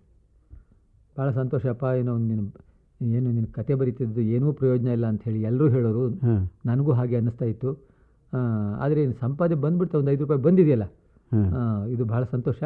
ಇದನ್ನು ನಂಜುಂಡೇಶ್ವರ ಮುಡ್ಪಿಡೋಣ ಅಂಥೇಳಿ ಒಂದು ಅರಿಶಿಣದ ಬಟ್ಟೆಗೆ 5 ರೂಪಾಯಿನ ಹಾಕಿ ಗಂಟು ಕಟ್ಟಿಟ್ಟು ನನಗೆ ದೇವರಾಜ ಮೇಲೆ ಇಷ್ಟು ದಪ್ಪ ಕಂಡುಬಿಟ್ಟೆ. ಇವನಿಂದ ನನಗೆ 5 ರೂಪಾಯಿ ಹೋಯ್ತಲ್ಲ, ಜಾಮೂನು ಎಲ್ಲ ಮಸಾಲೆ ಇಲ್ಲ ಅಂಥೇಳಿ ಕೋಪ ಮಾಡಿಕೊಂಡೆ. ಆಮೇಲೆ ನನಗೆ ಸೆಂಟ್ರಲ್ ಸಾಹಿತ್ಯ ಅಕಾಡೆಮಿ ಬಂದಾಗ ನನಗೆ ಒಂದು ಸಲ ಈ ಸಾಹಿತ್ಯ ಪರಿಷತ್ನವರು ನನಗೆ ಒಂದು ಸಮಾರಂಭದಲ್ಲಿ ಗೌರವಿಸಿದಾಗ ಮಾಸ್ತಿಯವರು ಬಂದಿದ್ದರು. ಆಗ ತಾವು ಬಂದಿದ್ರಿ ಅಂತ ಬಂದಿದೆ. ಆವಾಗ ನಾನು ಹೇಳಿದ ಮಾತನ್ನು ತಮಗೆ ಜ್ಞಾಪಿಸ್ತೀನಿ. ನಾನು ಹೇಳಿದೆ, ಏನಾದರೂ ಈಗ ನಮ್ಮ ತಾಯಿ ಬದುಕಿದ್ರೆ ನನಗೆ 5,000 ರೂಪಾಯಿ ಬಂತಲ್ಲ ಅಲ್ಲಿ ಸಂಭಾವನೆ, ಗೌರವ ಧನ, ಅದನ್ನು ಮತ್ತೆ ಒಂದು ಅರ್ಶಿಣ ಪಾವಡೆಗೆ ಗಂಟು ಹಾಕಿ ತಿರುಪತಿ ತಿಮ್ಮಪ್ಪನಿಗೆ ಮುಡುಪಾಗಿಡೋರೋ ಏನೋ ಅಂತ ಹೇಳಿ ನಾನು ಹೇಳಿದ್ದೆ. ನನಗೆ ನೆನಪು. ಅದು ಇದೊಂದು ನನಗೆ ಆ 5 ರೂಪಾಯಿ ಬಂದದ್ದು ನನಗೆ ಎಷ್ಟೊಂದು ಪ್ರೋತ್ಸಾಹ ಕೊಡ್ತು ಅಂತಂದರೆ, ಅದು ಬರೀ 5 ರೂಪಾಯಿ ಅಲ್ಲ, ಮುಂದೆ ನಾನು ಬರೆಯೋದಕ್ಕೆ ನಾನು ಇದು ಬರೀ ಬರೆದರೆ ಕೇವಲ ಒಂದು ಹವ್ಯಾಸದ ಇದಲ್ಲ, ಹಣನೂ ಬರುತ್ತೆ ಅನ್ನೋದನ್ನು ಮೊದಲು ಅದು ಆ ಸಂಭಾವನೆಯನ್ನು ತೋರಿಸ್ಕೊಟ್ಟು ಅದಕ್ಕೆ ಬೆಲೆ ಉಂಟು ಅನ್ನೋದು ಹೌದು ಗೊತ್ತಾಯ್ತು ನನಗೆ. ಆಮೇಲೆ ಬರೀತಾ ಹೋದೆ. ಆಮೇಲೆ 20 ರೂಪಾಯಿಗೆ ಮುಟ್ತದು. ಆಮೇಲೆ ಈಚೀಚೆಗೆ ಅದು 500 ರೂಪಾಯಿನೂ ಮುಟ್ಟಿದೆ. ಒಂದು ವಿಶೇಷ ಸಂಚಿಕೆಗೆ ಬರೆದ್ರೆ 500 ರೂಪಾಯಿ ಕೊಡ್ತಾರೆ, ತಮಗೆ ನನಗೆ ಅಂತ ನಮಗೆಲ್ಲ. ಅದರಿಂದ ನಿಮ್ಮ ಮೇಲೆ ಪ್ರಭಾವ ಪ್ರೋತ್ಸಾಹ ಹೇಗೆ ಬಂತು? ಆಮೇಲೆ ನನ್ನ ಕಥೆಗಳನ್ನು ಒಂದು ಸಂಕಲನವಾಗಿ ಹಚ್ಚಾಕಬೇಕು ಅಂತ ಮನಸ್ಸು ಮಾಡಿದಾಗ ನಮ್ಮ ಹಿರಿಯರಾದ ಆನಾ ಕೃಷ್ಣರಾಯರ ಮನೆಗೆ ಹೋದ್ವಿ. ನಮ್ಮ ಸ್ನೇಹಿತರ ಜೊತೆ ಹೋಗ್ಬಿಟ್ಟು ತಾವು ಇದಕ್ಕೆ ಮುನ್ನುಡಿ ಬರ್ಕೊಡ್ಬೇಕು ಅಂತ ಕೇಳಿದೆ. ಅವರು ಎಷ್ಟು ಸಂತೋಷದಿಂದ, ಎಷ್ಟು ಆತ್ಮೀಯವಾಗಿ, ಎಷ್ಟೋ ಕಾಲದಿಂದ ನನ್ನ ಬಲ್ಲರು ಅನ್ನೋ ಹಾಗೆ ಪ್ರೀತಿಯಿಂದ ಅವನ್ನೆಲ್ಲ ಓದಿ ಒಂದು ಸುಂದರವಾದ ಮುನ್ನುಡಿ ಬರೆದುಕೊಟ್ರು. ಅದು ತಾವು ಗಮನಿಸಿರ್ಬೋದು. ಹೌದು, ಬಹಳ ಪ್ರೀತಿಯಿಂದ ಬರೆದುಕೊಟ್ರು. ಆಮೇಲೆ ಅದಾದ ನಂತರ ಅವ್ರಿಗೂ ನನಗೂ ಬಹಳ ಸ್ನೇಹ ಬೆಳೀತು. ಅವ್ರು ತನ್ನ ಸ್ವಂತ ತಮ್ಮನ ಹಾಗೇ ನನ್ನನ್ನು ಉದ್ದಕ್ಕೂ ನಡೆಸ್ಕೊಂಡಿದ್ದಾರೆ. ಅವ್ರ ಮನೆಯಲ್ಲೇ ಆಗಾಗ ಹೋಗಿ ಉಳಿದದ್ದುಂಟು. ಒಂದು ನನ್ನ ಹೆಂಡತಿ ತುಂಬದ ಬಸರಿಯಾಗಿದ್ದಾಗ ಅವ್ರ ಮೇಲೆ ಒಂದು 8 ದಿನ ಇದ್ದೋ, 8-10 ದಿನ ಇದ್ದೋ ಅಂತ ಕಾಣ್ತದೆ. ಆವಾಗ ಬಹುಶಃ ಮನೆ ಮಗಳ ಹಾಗೆ ಅವರು ಪ್ರತಿದಿನ 2 ಸ್ವೀಟ್ ಮಾಡಿಸೋರು. ಅಷ್ಟು ಚೆನ್ನಾಗಿ ನೋಡಿಕೊಂಡ್ರು. ನನ್ನ ಹೆಂಡತಿ ಯಾವಾಗಲೂ ಕಣ್ಣೀರು ಹಾಕ್ತಾ ನೆನೆಸ್ಕೊಂಡು ಕಣ್ಣೀರು ಹಾಕೋಳು. ಅವರು ಅಷ್ಟು ಚೆನ್ನಾಗಿ, ಅವ್ರ ಹೆಂಡತಿನೂ ಅಷ್ಟೇ, ಹೆಣ್ಮಕ್ಳು ಎಲ್ಲ ಕೂತ್ಕೊಂಡು ಬಿಡೋರು. ತುಂಬ ಅಭಿಮಾನ ಅವ್ರಿಗಿಂತ ಚಿಕ್ಕ ವಯಸ್ಸಿನ ಬರಹಗಾರರು ಎಂಥ ಬಹಳ ದೊಡ್ಡ ವ್ಯಕ್ತಿ. ಆಮೇಲೆ ಇನ್ನೊಂದು ಮಾತು, ಕೃಷ್ಣರಾಯರ ವಿಚಾರದಲ್ಲಿ ನನಗೆ, ನಾವು ಎಷ್ಟೋ ಜನ ಸಾಹಿತಿಗಳನ್ನ ನೋಡಿದ್ದೀನಿ, ಅವರು ಬೇರೆಯವ್ರ ಬಗ್ಗೆ ಏನಾದರೂ ಒಂದು ಕುಹುಕವಾದ ಮಾತಾಡದೆ ಇರ್ತಕ್ಕಂಥ ಸಾಹಿತಿಗಳನ್ನು ನಾನು ಕಾಣೋದು ಅಪರೂಪ. ಕೃಷ್ಣರಾಯರಲ್ಲಿ ಒಂದು ದೊಡ್ಡ ಗುಣ ಏನಂತಂದರೆ, ಯಾರ ಬಗ್ಗೆನೂ ಒಂದು ಕೆಟ್ಟ ಮಾತನ್ನು ಅವ್ರು ಆಡ್ತಿರಲಿಲ್ಲ. ಅದು ತಮಗೂ ಅನುಭವ ಇರಬೇಕು. ಒಳ್ಳೆ ಮಾತಾಡೋರು ಹೊರತು ಇಲ್ಲದೆ ಸುಮ್ಮನೆ ಇದ್ಬಿಡೋರು. ಯಾರಾದರೂ ಅವ್ರ ಮುಂದ್ಗಡೆ ಯಾರು ವಿಚಾರ ಹೇಳೋದಕ್ಕೆ ಬಂದರೆ ಅವ್ರು ಮಾತಾಡ್ತಿರಲಿಲ್ಲ. ಅಂದರೆ ನೀನು ಮಾತಾಡಬೇಡ ಅಂತ ಹೇಳಿ ಅದೇ ಒಂದು ಸೂಚನೆ ಇದ್ದಾಗಿರ್ತಿತ್ತು. ಅವರು ಅವರ ಹೃದಯವಂತಿಕೆಗೆ ನಾನು ಇವತ್ತು ನೆನೆಸ್ಕೊಂಡ್ರು ಕೂಡ ಬಹಳ ಕಡಿಮೆ ಜನ ಆ ಮಟ್ಟದ ಹೃದಯವಂತಿಕೆ ಇರೋದಂಥವ್ರು. ನಿಮ್ಮ ಈ ಪ್ರಗತಿಶೀಲ ಚಳವಳಿ ಆಯ್ತಲ್ಲ, ಆವಾಗ ನಾನು ಕೃಷ್ಣರಾಯರಿಂದ ಮಾತ್ರ ಪ್ರಭಾವಿತನಾಗಲಿಲ್ಲ ಈ ಚಳವಳಿಲಿ. ನನಗೆ ಮುಖ್ಯವಾಗಿ ನನ್ನ ಪ್ರಭಾವ ಮಾಡಿದವರು ರಷ್ಯನ್ ಲೇಖಕ ಗಾರ್ಕಿ, ಡಾಸ್ಟಿವ್ಸ್ಕಿ, ಆ ಕಡೆಯಿಂದ ನನ್ನ ಪ್ರಭಾವ. ನನ್ನ ಉಯ್ಯಾಲೆ ಬರಿಬೇಕಾದ್ರೆ ಟಾಲ್ಸ್ಟಾಯ್, ಅನಾ ಕೆರೆನಿನನ್ ಪ್ರಭಾವನೂ ಇದೆ. ಸಣ್ಣ ಕಥೆಗಳ ಮೇಲೆ ಗಾರ್ಕಿ ಪ್ರಭಾವ ದಟ್ಟವಾಗಿದೆ. ಇದು ಶವದ ಮನೆ ಬರಿಬೇಕಾದ್ರೆ ನಮ್ಮ ಡಾಸ್ಟಿವ್ಸ್ಕಿ ಪ್ರಭಾವ. ಹೌದು,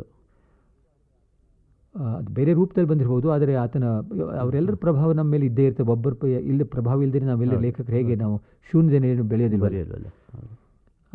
ಹಾಗೆ ಅದು ನಾನು ಪ್ರಗತಿಶೀಲ ಚಳವಳಿ ಇದ್ದೆ ಅಂತಂದರೆ ಈ ರೀತಿಯ ಪ್ರಗತಿಶೀಲ ಲೇಖಕರಿಂದ, ಪಾಶ್ಚಾತ್ಯ ಲೇಖಕರಿಂದ ಸ್ವಲ್ಪ ಮಟ್ಟಿಗೆ ನಮ್ಮ ಹಿಂದಿ ಬರಹಗಾರ ಕೆಲವರು, ಅದರಲ್ಲೂ ಮುಖ್ಯವಾಗಿ ಪ್ರೇಮಚಂದ್ರಿಂದ ಅದು ಬಹಳ ಕಡಿಮೆ ಪ್ರಭಾವ. ಸುಮ್ಮನೆ ನಾನು ಹೆಚ್ಚಿಗೆ ಓದಿರಲಿಲ್ಲ ಪ್ರೇಮಚಂದ್ರನ್ನ, ಅದರಿಂದ ನಾನು ಅವರಿಂದ ಹೆಚ್ಚಿಗೆ ಪ್ರಭಾವಿತನಾದೆ ಅಂತ ಹೇಳಲಾರೆ. ನಾನು ಗಾರ್ಕಿನೇ ಬಹಳ ಮುಖ್ಯ, ಡಾಸ್ಟೋವ್ಸ್ಕಿ, ಟಾಲ್ಸ್ಟಾಯ್ ಅಂಥವರಿಂದ. ಆಮೇಲೆ ಅದು ನಮ್ಮ ಒಂದು ಸಲ ಅಡಿಗರು ನಾನು ಹಿರಿಯೂರಿಗೆ ಹೋಗಿದ್ವಿ.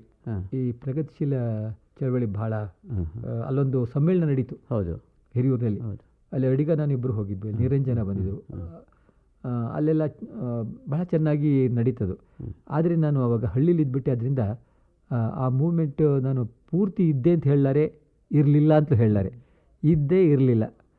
ಅದರಿಂದ ಅದು ಪ್ರಭಾವ ದುಂಟು, ಆದರೆ ಅದು ಅಷ್ಟು ದಟ್ಟವಾಗಿ ನನ್ನ ಮೇಲೆ ಪ್ರಭಾವ ಬೀರಲಿಲ್ಲ. ಬಹುಶಃ ಮಾಸ್ತಿ ಎಲ್ಲೋ ಒಂದು ಕಡೆ ನನ್ನನ್ನು ಹೆಚ್ಚಿಗೆ ತಟ್ಟಿದ್ದಾರೆ ಅಂತ ಕಾಣ್ತದೆ. ನನ್ನ ಕಥೆಗಳಲ್ಲಿ ತಾವು ಗಮನಿಸಿರ್ಬೋದು, ಪ್ರಗತಿಶೀಲ ಧ್ವನಿಗಳಿದ್ದರೂ ಕೂಡ ನಾನು ಹೆಚ್ಚಿಗೆ ನನ್ನ ಒಲವು ಕಥೆ ಕಡೆ, ಒಂಥರ ಸ್ವಸ್ಥವಾಗಿ ಬರೆಯೋ ಕಡೆ, ಉಬ್ಬರದಲ್ಲಿ ಬರೀದೇನೆ ಸ್ವಲ್ಪ ತಾಳ್ಮೆಯಿಂದ, ಸಹನೆಯಿಂದ ಬರೆಯೋ ಕಡೆ ನನ್ನ ಒಲವು. ಅದು ಮಾಸ್ತಿಯವರಿನ ಪ್ರಭಾವ. ಅಂದರೆ ಪೂರ್ಣವಾಗಿ ನಾನು ಯಶಸ್ಸು ಪಡೆದೆ ಅಂತ ಅಲ್ಲ, ನನ್ನ ಮನಸ್ಸು ಆ ಕಡೆ ಓಡ್ತು ಅಂತ ಮಾತ್ರ ಹೇಳಬಲ್ಲೆ ಹೊರತು ಮಾಸ್ತಿಯವ್ರು ಹಾಗೆ ಕಥೆ ಬರೆದು ಬಿಟ್ಟೆ ಅಂತ ನಾನೇನು ಆ ಥರ ಹೇಳಲ್ಲ. ಆ ಕಡೆ ಒಲವಿತ್ತು ಅನ್ನೋದು ಮಾತ್ರ ಹೇಳ್ತಾ ಇದ್ದೀನಿ. ನಿಮ್ಮ ಸಣ್ಣ ಕತೆ ಶವದ ಮನೆ ಪ್ರಕಟವಾದಾಗ ನಾವೆಲ್ಲ ತುಂಬ ಮೆಚ್ಚಿಕೊಂಡ್ವಿ ಅದನ್ನು. ಅದು ಒಂದು ರೀತಿ ಕೋಲಾಹಲ ಆಯಿತು ನಮಗೆ. ಹಾಗೆ 4 ಮೊಳ ಭೂಮಿ ಬಂದಾಗ ಅದರಲ್ಲಿ ಎಷ್ಟು ಸೂಕ್ಷ್ಮವಾಗಿ, ತಟಸ್ಥವಾಗಿ ವ್ಯಂಗ್ಯ ಬಳಸಿದ್ದೀರಿ ಅಂತ ನಾವೆಲ್ಲ ಮೆಚ್ಚಿಕೊಂಡ್ವಿ. ಅಂದರೆ ನೀವು ಕಥೆಗಳು ಬರೆಯೋದಕ್ಕೆ ಪ್ರಾರಂಭ ಮಾಡಿದಾಗಲೇ ಇಷ್ಟು ಒಳ್ಳೆಯ ಕಥೆಗಳು ಬರೆದ್ರಲ್ಲ, ನೀವು ಕಥೆ ಮಾಧ್ಯಮದ ವಿಷಯ ಆಗಲೇ ಯೋಚನೆ ಮಾಡಿದ್ರೆ? ಇಲ್ಲ, ನಾನು ಯೋಚನೆ ಮಾಡಿರಲಿಲ್ಲ. ಆದರೆ ಕಥೆಗಳು ನಾನು ಹೇಳಿದೆಲ್ಲ, ನಮ್ಮ ತಾಯಿ, ಅಕ್ಕ ಅವರೆಲ್ಲ, ದೊಡ್ಡಮ್ಮ ಎಲ್ಲ ಹೇಳ್ತಿದ್ದ ಕಥೆಗಳಿಂದ ನಾನು ಪ್ರಭಾವಿತನಾಗಿ ಅದನ್ನು ಬರಿತಾ ಇದ್ದೆ ಅಂತ, ಬರೆಯೋದಕ್ಕೆ ಆರಂಭ ಮಾಡಿದೆ ಮುಂದಕ್ಕೆ ಅಂತ. ಆಮೇಲೆ ನಂಜುಂಡ ಶಾಸ್ತ್ರಿಗಳು ಅವ್ರನ್ನೆಲ್ಲ ಹೇಳಿದ್ನಲ್ಲ, ನಂಜನಗೂಡು ಶ್ರೀಕಂಠ ಶಾಸ್ತ್ರಿಗಳು ಅವ್ರನ್ನೆಲ್ಲ ಹೇಳಿದ್ನಲ್ಲ. ಆಮೇಲೆ ಇನ್ನೊಂದಾಯಿತು, ನಾನು ರಾಯಲ್ ಸ್ಕೂಲ್ ಸೇರಿದ್ನಲ್ಲ, ಮಹಾರಾಜರು ತಂಗಿಯರೆಲ್ಲ ಚಿಕ್ಕವರಾಗಿದ್ದರು. ನನಗೆ ನಾವು ಅರಮನೆಯೊಳಗೆ ಪ್ರತಿ ಭಾನುವಾರ ಅಲ್ಲೇ ಮಲಗ್ತಾ ಇದ್ವಿ. ಮಧ್ಯಾಹ್ನದ ಹೊತ್ತು ಮಲ್ಕೊಳ್ಳುವಾಗ ಒಂದೊಂದ್ಸಲ ಕತೆ ಹೇಳಿ ಅಂತ ಕೇಳೋರು ಮಹಾರಾಜರು, ತಂಗಿಯರು, ಅವ್ರ ತಾಯಿ ಯುವರಾಣಿಯವರು. ಯುವರಾಜರ ಹೆಂಡತಿ ಮಹಾರಾಜರ ತಾಯಿ, ಜಯಚಾಮರಾಜರ ತಾಯಿ. ಆಗ ನಾನು ಒಂದೊಂದು ಕತೆ ಹೇಳಬೇಕಾಗ್ತಿತ್ತು ಅವ್ರಿಗೆ. ನಮ್ಮ ಅತ್ತಿಗೆ ಮನೆಯಲ್ಲಿ ಸುಮಾರು ಜನ ಈ ಲಿಂಗಾಯತ ದಾದಿಯರು ಇರ್ತಿದ್ರು, ಅವ್ವೇರು ಅಂತ ಕರೀತಿದ್ರು. ನಾನು ಅವರಿಗೆ ರಾತ್ರಿ ಹೊತ್ತು ಒಂದೊಂದು ಆಣೆ ಕೊಡೋದು ಅವ್ರ ಎಲ್ಲಡಿಕೆಗೆ. ಅವರು ಮಲಗಿರೋರು ಒಂದು ಕತೆ ಹೇಳು ಅಂತಂದರೆ, ಅಯ್ಯೋ ಈಗ ಯಾರು ಹೇಳ್ತಾರೆ ಹೋಗಿ ಸ್ವಾಮಿ ನೋಡ್ರು. ಒಂದು ಆಣೆ ಕೊಟ್ಟರೆ ಎಲ್ಲಡಿಕೆಗೆ ಎದ್ದು ಕೂತ್ಕೊಂಡು ಒಂದು ಕತೆ ಹೇಳೋರು. ನಾ ಆ ಕಥೆ ಕೇಳ್ಕೊಂಡು ಬಂದು ಇವರಿಗೆ ಕತೆ ಹೇಳಬೇಕು. ಹೀಗೆ ನನಗೆ ಕಥೆಗಳ ಬಗ್ಗೆ ಒಲವು ಬಹಳ ಜಾಸ್ತಿ ಆಯಿತು. ಆಮೇಲೆ ಓದ್ಕೊಳ್ಳೋದಕ್ಕೆ ಶುರು ಮಾಡಿದೆ. ಆಗೆಲ್ಲ ರಾಮಾಯಣ, ಮಹಾಭಾರತ ನಮ್ಮ ತಾಯಿಯವರೆಲ್ಲ ಹೇಳ್ತಿದ್ದು, ಜೈನ ಕಥೆಗಳು ಅವೆಲ್ಲ. ಹೀಗೆ ಪ್ರಭಾವಿತನಾಗಿ ಇದ್ದು ಓದಿದ್ನೆಲ್ಲ ಹೌದು. ಆವಾಗ ಇದು ಕಥಾತಂತ್ರ ಆ ಕಡೆಗೆಲ್ಲ ಹೆಚ್ಚಿಗೆ ಗಮನ ಹೋಯ್ತು. ಆಮೇಲೆ ಅದೆಲ್ಲ ತಂತ್ರದ ಇದರಲ್ಲಿ ಡಾಸ್ಟಿವ್ಸ್ಕಿ, ಗಾರ್ಕಿ ಇಂಥವರು, ಆಮೇಲೆ ಓ ಹೆನ್ರಿ, ಮಾಪಸ, ಅದೆಲ್ಲ ಓದ್ಕೊಳ್ವಲ್ಲ ಅವರೆಲ್ಲ ತಂತ್ರದೆಲ್ಲ ಅವೆಲ್ಲ ಜೀರ್ಣವಾಗಿ ಯಾವ ರೀತಿ ಜೀರ್ಣವಾಗೋ ಅಜೀರ್ಣವಾಗೋ, ಅಜೀರ್ಣವಾದಾಗ ಕೆಟ್ಟ ಕಥೆಗಳು ಬಂದಿವೆ, ಜೀರ್ಣವಾದಾಗ ನೀವು ಹೇಳಿದ ಹೆಸರಿಸಿದ ಒಂದೆರಡು ಕಥೆ ಬಂದಿರಬಹುದು. ಹಾಗೆ ನನ್ನ ಕಥಾ ತಂತ್ರದ ಬಗ್ಗೆ ನಾನು ಕಾನ್ಷಿಯಸ್ ಆಗಿ ಹೀಗೇ ಬರಿಬೇಕು ಅಂತೇನು ಹೊರಡಲಿಲ್ಲ. ಅದು ಪ್ರಭಾವ ಎಲ್ಲೋ ಒಳಗಡೆ ಇದ್ದು ಅದೆಲ್ಲೋ ಯಾವುದೋ ರೀತಿಯಲ್ಲಿ ಕಾಣಿಸ್ಕೊಂಡಿರ್ಬೋದು. ಒಳ್ಳೇದಾಗಿದ್ದಾಗ ಒಳ್ಳೆ ಕಥೆ ಬಂದಿರಬಹುದು, ಇಲ್ಲದೆ ಇದ್ದಾಗ ಅದು ಗೊತ್ತೇ ಇದೆ ಏನಾಗಿದೆ ಅಂತ. ನೀವು ಬಹಳ ಮಟ್ಟಿಗೆ ಸಣ್ಣ ಕಥೆಗಳ ಬರಹಗಾರರಾಗಿ, ಕಾದಂಬರಿಕಾರರಾಗಿ ಇವತ್ತಿನ ಓದುಗರು ಪರಿಚಿತರಾಗಿದ್ದಾರೆ. ಆದರೆ 2 ನಾಟಕಗಳು ಬರೆದಿದ್ದೀರಿ. ಒಂದು ಕುಮಾರ ರಾಮ, ಇನ್ನೊಂದು ಇಲಿಬೋನು. ಆ ನಾಟಕದ ಮಾಧ್ಯಮ ಯಾಕೆ ಬಿಟ್ಬಿಟ್ರಿ ನೀವು ಚಿತ್ರರಂಗ? ಮೊದಲು ಯಾಕೆ ಬರದೆ ಅನ್ನೋದು ಹೇಳ್ತೀನಿ. ಹೇಳಿ. ನೋಡಿ, ನಾನು ಹಳ್ಳೀಲಿ 9-10 ವರ್ಷ ಕಳೆದ್ನೆಲ್ಲ. ನನಗೆ ಅಲ್ಲಿ ಬದುಕು ಅದು ಒಂದು ಕಾಡು ಹಳ್ಳಿ. ಅಲ್ಲಿ ದೀಪ ಇರಲಿಲ್ಲ, ನಲ್ಲಿ ಇರಲಿಲ್ಲ, ಆಳುವಾದ ಬಾವಿ ಅಂತ ಹೇಳಿದೆ, ರಸ್ತೆ ಇರಲಿಲ್ಲ, ಸದಾ ಕಾಡು ದಟ್ಟವಾದ ಮರಗಳಿಂದ ಮುಚ್ಚೋಗಿದ್ದಂತಹ ಊರು. ಒಂದು ರೀತಿ ಸದಾಕಾಲ ನಿದ್ರಾವಸ್ಥೆಯಲ್ಲಿ ಇದ್ದಂಥ ಊರೇ ಅದು. ಬಹಳ ಹಿಂದುಳಿದ ಹಳ್ಳಿ. ಅಲ್ಲಿ ನನಗೆ ನಾನಾ ಅನುಭವಗಳಾದವು. ನನಗೆ ಬರೆಯೋದಕ್ಕೆ ಬಹಳ ತೊಂದರೆ ಆಯಿತು. ಅನುಭವಗಳಾದವು, ಬರೆಯೋದಕ್ಕಾಗ್ತಿರಲಿಲ್ಲ. ಬಹಳ ಹತ್ತಿರದಲ್ಲಿದ್ದೆ, ಆಗ ಬರೆಯೋಕ್ಕಾಗಲಿಲ್ಲ. ನಾನು ಇಲ್ಲಿ ಬಂದ ಮೇಲೆ ಬರೀಬೇಕು ಅಂತ ಹೋದರೆ ಬಹಳ ಕಾಲ ಬಿಟ್ಟಿದ್ನೆಲ್ಲ. ಒಂದು ಕೂತ್ಕೊಂಡು ಬರೆಯೋದಕ್ಕೆ ಹೋದರೆ ವಾಕ್ಯ ರಚನೆಯೇ ಸಾಧ್ಯವಾ ಅನ್ನೋ ಅನುಮಾನ ಬಂದುಬಿಟ್ಟಿತ್ತು ನನಗೆ. ಆವಾಗ ಸಂಸನ್ನು ಓದಿದೆ. ಅವರಿಂದ ಪ್ರಭಾವಿತನಾಗಿ ನಾಟಕ ಬರಿಬಹುದೇ ನಾನು ಅಂಥೇಳಿ ಕುಮಾರ ರಾಮನ ಓದಿದೆ. ಅದನ್ನು ನಾಟಕ ರೂಪದಲ್ಲಿ ಬರೆಯೋಕ್ಕೆ ಪ್ರಯತ್ನ ಪಟ್ಟೆ. ಅದು ನಾಟಕ ಬಂತು. ಇಲಿಬೋನ್ ಬರಿಬೇಕಾದ್ರೆ ಆಗಿನ ಕಾಲದಲ್ಲಿ ಈ ಅಸಂಗತ ನಾಟಕಗಳು ಬಹಳ ಮುಂಚೂಣಿಲಿತ್ತು ನಮ್ಮ ಸಾಹಿತ್ಯದಲ್ಲಿ. ನಾರತ್ನ ಅವ್ರದ್ದು ಇದು ನಾಟಕಗಳು, ಆಮೇಲೆ ಲಂಕೇಶ್ದು, ಮತ್ತು ಚಂದ್ರಶೇಖರ ಪಾಟೀಲರದು, ಕುಸುನೂರು, ಇವರೆಲ್ಲ ಬರೀತಿದ್ರಲ್ಲ. ಆಮೇಲೆ ಅಂಥ ಕೆಲವೆಲ್ಲ ವೇಟಿಂಗ್ ಫಾರ್ ಗೋಡೋ ಅವೆಲ್ಲ ಇಂಗ್ಲೀಷ್ನೆಲ್ಲ ಬಂತಲ್ಲ, ಅವನ್ನೆಲ್ಲ ಓದಿದೆ. ಆ ಕಾಲದಲ್ಲಿ ಅದೆಲ್ಲ ಇತ್ತಲ್ಲ, ನಾ ಬರಿಬೇಕು ಅಂತೇನಿರಲಿಲ್ಲ, ಆ ಪ್ರಭಾವ ಇತ್ತು. ಒಂದಿನ ಒಂದು ಸ್ವಾರಸ್ಯವಾದ ಸಂಗತಿ ನಡೀತು. ಒಂದಿನ ನಮ್ಮ ಮನೆಯಲ್ಲಿ ನನ್ನ ಹೆಂಡತಿ ಅದೇಕೋ ಅಕಾರಣವಾಗಿ ಜಗಳ ತೆಗೆದ್ಲು. ನನ್ನ ದೃಷ್ಟಿಯಿಂದ ಅಕಾರಣ, ಆಕೆ ದೃಷ್ಟಿಯಿಂದ ನಾನೇನೋ ತಪ್ಪು ಮಾಡಿರ್ಬೋದು ಏನೋ. ನನ್ನ ದೃಷ್ಟಿಯಲ್ಲಿ ನಾನೇನೋ ಮಾಡಿದ್ದೇನೆ, ಆಕೆ ನಿಷ್ಕಾರಣವಾಗಿ ನನ್ನ ಮೇಲೆ ಕೋಪ ಮಾಡ್ಕೊಂಡಿದ್ಲು. ನಾನು ಎಷ್ಟೇ ಸಮಾಧಾನ ಮಾಡೋದಕ್ಕೆ ಹೋದ್ರೂ ಕೂಡ ಆಕೆ ಒಲಿದೇನೆ ಮಂಚದ ಮೇಲೆ ಮಲ್ಕೊಂಡು ನಾನು ಊಟನೂ ಹಾಕಿದೆ, ತಾನೂ ಊಟ ಮಾಡಿದೆ, ಗೊಳು ಅಂತ ಅಳ್ತಾ ಮಲಗಿದ್ಲು. ನಾನು ಎಷ್ಟೋ ಪ್ರಯತ್ನ ಪಟ್ಟು ರಮಿಸೋದಕ್ಕೆ ಪ್ರಯತ್ನ ಪಟ್ಟರು ಕೂಡ ಒಲಿದೇನೆ ಊಟನೂ ಮಾಡಿದೆ, ಮಲಗಿದ್ಲು. ನನಗೊಂಥರ ಬೇಸರ ಆಗ್ಬಿಡ್ತು. ಇದ್ದಕ್ಕಿದ್ದಾಗೆ ಮಳೆ ಬಂದುಬಿಡ್ತು. ನನ್ನ ಮಗ ಕಾಲೇಜಿಗೆ ಹೋಗಿದ್ದ. ನಾನು ಹೊರಗಡೆ ಹೋಗಿ ಯಾರು ಸ್ನೇಹಿತರು ನೋಡೋಣ ಅಂತಂದರೆ ಆಚೆ ಹೋಗೋಕ್ಕಾಗಲ್ಲ. ಕೊಡೆ ತಗೊಂಡು ಹೊರಟೋಗಿದ್ದ ವಿಕ್ರಮ. ಹೊರಗಡೆ ಹೋಗೋ ಹಾಗಿಲ್ಲ, ಒಳಗಡೆ ಇರೋ ಹಾಗಿಲ್ಲ. ಈಕೆ ಈ ರೀತಿಯ ಒಂದು ಅವಸ್ಥೆಯಲ್ಲಿದ್ದಾಳೆ. ನನಗೆ ಏನು ಮಾಡೋಕ್ಕೂ ತೋಚಲಿಲ್ಲ. ಏನೋ ಬರೆಯೋದಕ್ಕೆ ತಗೊಂಡು ಕುಳಿತುಕೊಂಡೆ, ಬರೆಯೋದಕ್ಕೆ ಆಗ್ತಿರ್ಲಿಲ್ಲ. ನನಗೊಂಥರ ಈ ಇಲಿ ಬೋನ್ನಲ್ಲಿ ಸಿಕ್ಕಾಕೊಂಡಾಗಿತ್ತು. ಹಾಗೇ ಕೂತ್ಕೊಂಡು ಸುಮ್ಮನೆ ಪೆನ್ ತಗೊಂಡು ಬರೀತಾ ಹೋದಾಗೆ ಈ ಇಲಿ ಬೋನ್ ನಾಟಕ ಸೃಷ್ಟಿಯಾಯಿತು. ಅದಕ್ಕೆ ಅದನ್ನು ಇಲ್ಲಿ ಸಮತೆಂತೋದವರು ಬಹಳ ಸಮರ್ಥವಾಗಿ ಆಡಿದರು. ಆಗ ಅವರು ಅನಂತಮೂರ್ತಿ ಅಂತ ಸಮತೆಂತೋ ಸಿಂಧುವಳ್ಳಿ ಅವರು ತಮಾಷೆ ಮಾಡ್ತಿದ್ರು, ಸ್ವಾಮಿ ಇದು ನಿಮ್ಮ ಹೆಂಡತಿನೂ ಇನ್ನು ಮುಂದೇನು ಹೀಗೆ ಜಗಳ ಕಾಯ್ತಾ ಇರಲಿ, ನಮ್ಗೆ ಒಳ್ಳೊಳ್ಳೆ ನಾಟಕಗಳು ಬರ್ತವೆ ಅಂತ ಹೇಳಿ. ಆಮೇಲೆ ನೋಡಿ ತಮಾಷೆ ಏನು ಗೊತ್ತೇ, ನಾನು ನಾಟಕ ಬರೆದು ಮುಗಿಸಿದೆ, ಆಕೆ ನಿಧಾನವಾಗಿ ಎದ್ದು ಬಂದು ನಾನು ಏನೋ ಮುಕ್ಕಾಲು ಬರೆದಿದ್ದೆ ಅಂತ ಕಾಣ್ತದೆ. ಬಂದದ್ದನ್ನು ಬಂದು ಹಿಂದ್ಗಡೆ ನಿಂತ್ಕೊಂಡು ನೋಡ್ತಾ ಇದ್ಲು. ಆಮೇಲೆ ಕಾಣಿಸ್ತದೆ ನಾನು ನನ್ನ ಹೆಂಡತಿ ಬಂದ ಸದ್ಯ ಬಂದಲ್ಲ, ಅದು ಮುಖ ನೋಡಿದೆ, ಸ್ವಲ್ಪ ಸಮಾಧಾನವಾಗಿದ್ಲು. ನಗೋಕ್ಕೆ ಶುರು ಮಾಡಿದ್ಲು. ನಾನು ಕೋಪದಿಂದ ಯಾಕೆ ನಗ್ತೀಯೇ ಅಂತಂದೆ. ನೋಡಿ ನನ್ನಿಂತಾನೇ ನೀವು ನಾಟಕ ಬರೆದದ್ದು ಅಂದ್ಲು. ಪರವಾಗಿಲ್ಲ, ನಾನು ಅನುಭವಿಸಿದ್ದು ಹೇಳಲಿಲ್ಲ, ನಾಟಕ ಬರೆದದ್ದು ಹೇಳಿದಿಲ್ಲ ಅಂತ ನಾನಂದೆ. ಇದು ಗಂಡ ಹೆಂಡತಿರಲ್ಲಿ ಇದ್ದದ್ದೇ, ಅದು ನೀವು ಅನುಭವಿಸಿದ್ದೀರಿ. ಇದು ಇಲಿ ಬೋನ್ನ ಬರೆದ ಒಂದು ಸನ್ನಿವೇಶ. ಅದು ಒಂದು ವಿಶಿಷ್ಟವಾದ ನಾಟಕ ಆಗಿದೆ. ಅಸಂಗತ ನಾಟಕಗಳು ಕೂಡ ಅದು ತುಂಬ ಒಳ್ಳೆಯ ನಾಟಕ ಆಗಿದೆ. ಅಷ್ಟು ಎಷ್ಟು ಯೋಚನೆ ಮಾಡೋದಕ್ಕೆ ಬೇರೆ ಬೇರೆ ಮುಖಗಳಿದ್ದಾಗ ಕಾಣುತ್ತೆ. ತಾವು ಒಂದು ಕೃತಿ ಬರೆದ್ರಿ ತಾವು ಒಳ್ಳೆ ಲೇಖಕರಾಗಿರೋ ಜೊತೆಗೆ ಒಳ್ಳೆ ವಿಮರ್ಶಕರು. ಅದರಿಂದ ನಮ್ಮ ನಾಡಿನ ಅತ್ಯಂತ ಮೇಲ್ದರ್ಜೆಯ ವಿಮರ್ಶಕರು ನೀವು. ಇವತ್ತು ತಾವು ಈ ಮಾತು ಹೇಳೋದು ನೋಡಿದ್ರೆ ನನಗೆ ಆಶ್ಚರ್ಯದ. ಬರೆದಾಗ ಅದೇನು ನನಗೇನು ಅದರ ಏನೋ ಸುಮ್ಮನೆ ಬರದೇ ಅದು ಆ ಸನ್ನಿವೇಶದ ಒತ್ತಡದಿಂದ ಹಾಗೆ ಬರದೇ ಹೊರತು ನಾನದು ಒಂದು ಅಸಂಗತ ನಾಟಕ ಬರಿತಾ ಇದ್ದೀನಿ, ಏನೋ ಒಂದು ಮಹತ್ವದ ಬರಿತಾ ಇದ್ದೀನಿ ಅಂತ ಖಂಡಿತ ನನಗೆ ಅನಿಸಿರಲಿಲ್ಲ. ತಾವು ನನ್ನ ವಿಷಯ ತುಂಬ ವಿಶ್ವಾಸದ ಮಾತು ಹೇಳ್ತಿದ್ದೀರಿ. ಇಲ್ಲ ವಿಶ್ವಾಸದ ಮಾತಲ್ಲ, ಎಲ್ಲ ನಾಡೇ ಹೇಳುತ್ತೆ, ನಾನೊಬ್ಬ ಹೇಳೋದೇನಿದೆ. ಆ ನಾಟಕದಲ್ಲಿ ಒಂದು ರಂಗಭೂಮಿಯಲ್ಲಿ ಆಡ್ತಾ ಇದ್ದರೆ ಬರೀ ಅದರ ಕ್ರಿಯೆನೇ ಮನಸ್ಸು ಹಿಡಿಯುತ್ತೆ, ಜೊತೆಗೆ ಹೊಸ ಹೊಸ ಅರ್ಥಗಳು ಧ್ವನಿಸುತ್ತೆ. ಹಾಗೆ ಎರಡನ್ನೂ ಸೇರಿಸೋದು ಬಹಳ ಕಷ್ಟ.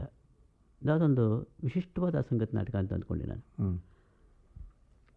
ಆಮೇಲೆ ತಾವು ಕಾದಂಬರಿಗಳು ಬರೆದ್ರಿ. ಹೌದು. ಸರ್ವಮಂಗಳದಿಂದ ಪ್ರಾರಂಭ ಆಯಿತು. ಈ ಸರ್ವಮಂಗಳ, ಉಯ್ಯಾಲೆ, ವೈಶಾಖ ಮೂರರಲ್ಲೂ ನಿಮ್ಮ ಈ ಹಳ್ಳಿ ಜೀವನದ ಪ್ರಭಾವ ತುಂಬ ದಟ್ಟವಾಗಿ ಕಾಣುತ್ತೆ. ಆ ಹಳ್ಳಿಯ ಜೀವನನ ನೀವು ಪುನಃಸೃಷ್ಟಿ ಮಾಡ್ತೀರಲ್ಲ, ಅದು ಬಹಳ ವಿಶಿಷ್ಟವಾದ ಒಂದು ಕೊಡುಗೆ ಆಗುತ್ತೆ.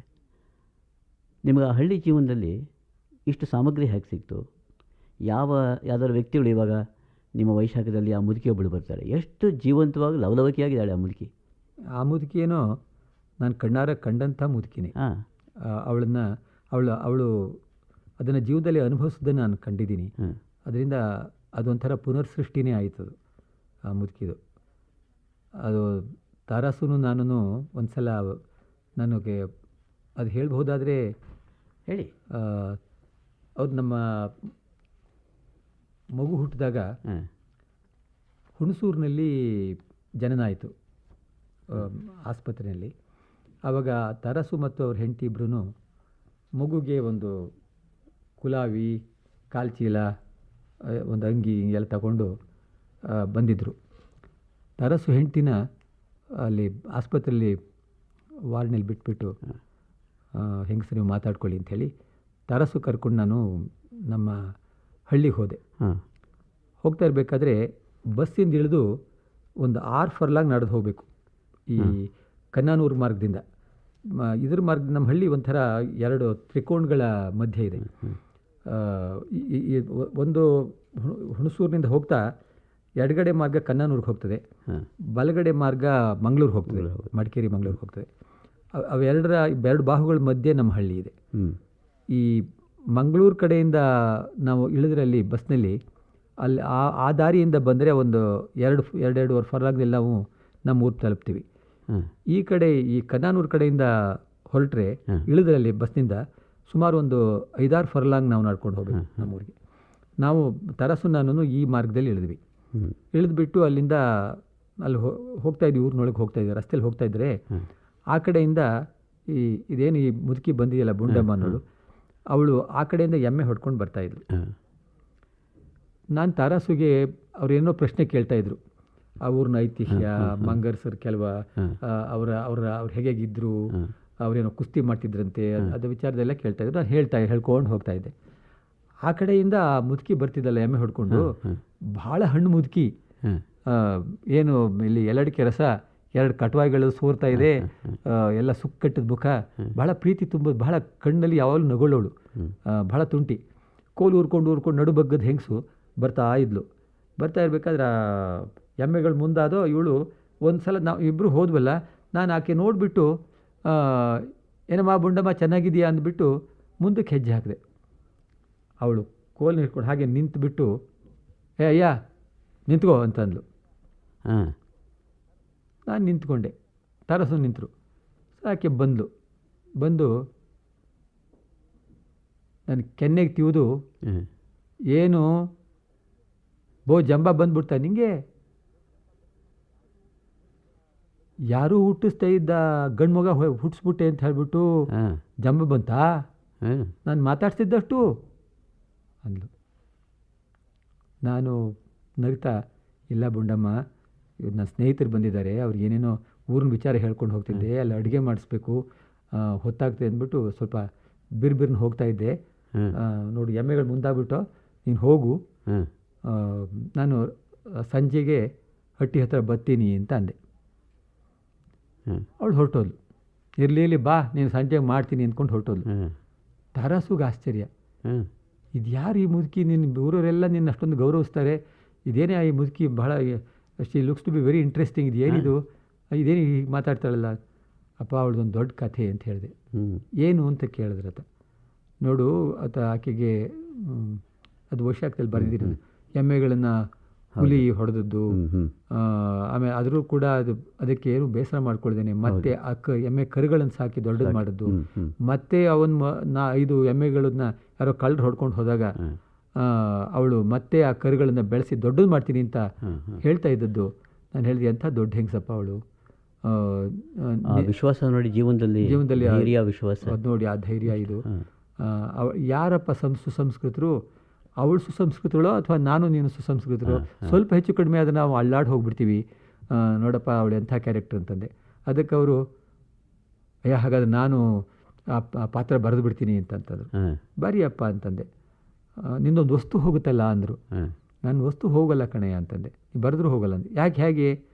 ಅಯ್ಯ ನಿನಗದು ಬರೀ ಕಥೆ, ಅವಳೊಂದು ಕಥೆ ಪಾತ್ರ ನಿನಗೆ. ನನಗೆ ನನ್ನ ಬದುಕಿನ ಒಳಗೇನೇ ಸೇರ್ಕೊಂಡಿರೋಳು, ನನ್ನ ರಕ್ತದಲ್ಲೇ ಅವಳು ಓಡಾಡ್ತಾಳೆ ಕಣೆಯ, ನಿನಗೆ ಅವಳ ಪೂರ್ಣ ಇದು ಸಿಕ್ಕೋದಿಲ್ಲ ಅಂತ ಹೇಳಿದೆ. ಅವ್ರು ಬರೀಲಿಲ್ಲ ಅಲ್ಲ. ಹೀಗೆ ಒಂದು ಅದ್ರ ಮನಸ್ಸಿಗೆ ಅಷ್ಟು ಪ್ರಭಾವ ಬೀರಿದಂಥ ಹೆಂಗಸವಳು. ಅದು ವೈಶಾಖದಲ್ಲಿ ತಾವು ಗುರುತಿಸಿರೋ ಹಾಗೆ ಅದು ಬಂದಿದೆ ಆ ಪಾತ್ರ. ನಿಮ್ಮ ಸರ್ವಮಂಗಳ, ಉಯ್ಯಾಲೆ, ವೈಶಾಖ 3 ಓದಿದಾಗ ಸರ್ವಮಂಗಳದಲ್ಲಿ ಈ ಹಳ್ಳಿ ಬದುಕು, ಒಟ್ಟಿನಲ್ಲಿ ಬದುಕು ಸ್ವಲ್ಪ ಮುಗ್ಧವಾಗಿ ಸರಳವಾಗಿ ಬಂದಿದೆ. ವೈಶಾಖಕ್ಕೆ ಬರೋಷ್ಟೊತ್ತಿಗೆ ಅದರ ಜಟಿಲತೆ, ಅದರ 10 ಮುಖಗಳು, ಅದರ ಒಳ ಪ್ರವಾಹಗಳು, ಇದನ್ನೆಲ್ಲ ಗುರುತಿಸಿ ಅದನ್ನು ನೀವು ಮತ್ತೆ ಸೃಷ್ಟಿ ಮಾಡಿದ್ದೀರಿ ಅಂತ ಅನಿಸುತ್ತೆ. ನಿಮಗಾಗಿ ಅನಿಸುತ್ತೆ. ಅದು ನ್ಯಾಯ ಕೂಡ. ಯಾಕೆಂತಂದರೆ ಸರ್ವಮಂಗಳದಲ್ಲಿ ಒಂದು ರೀತಿಯ ಅದರ ಬಂಧವೇ ಸ್ವಲ್ಪ ಬಹಳ ಕಡಿಮೆ ಪಾತ್ರಗಳು, ಆಮೇಲೆ ಅದೊಂದು ರೀತಿ ಪ್ರಣಯ ಕಥೆ, ಅಷ್ಟಕ್ಕೆ ಮಾತ್ರ ಸೀಮಿತವಾಗಿ ಅದು ಬಂತು.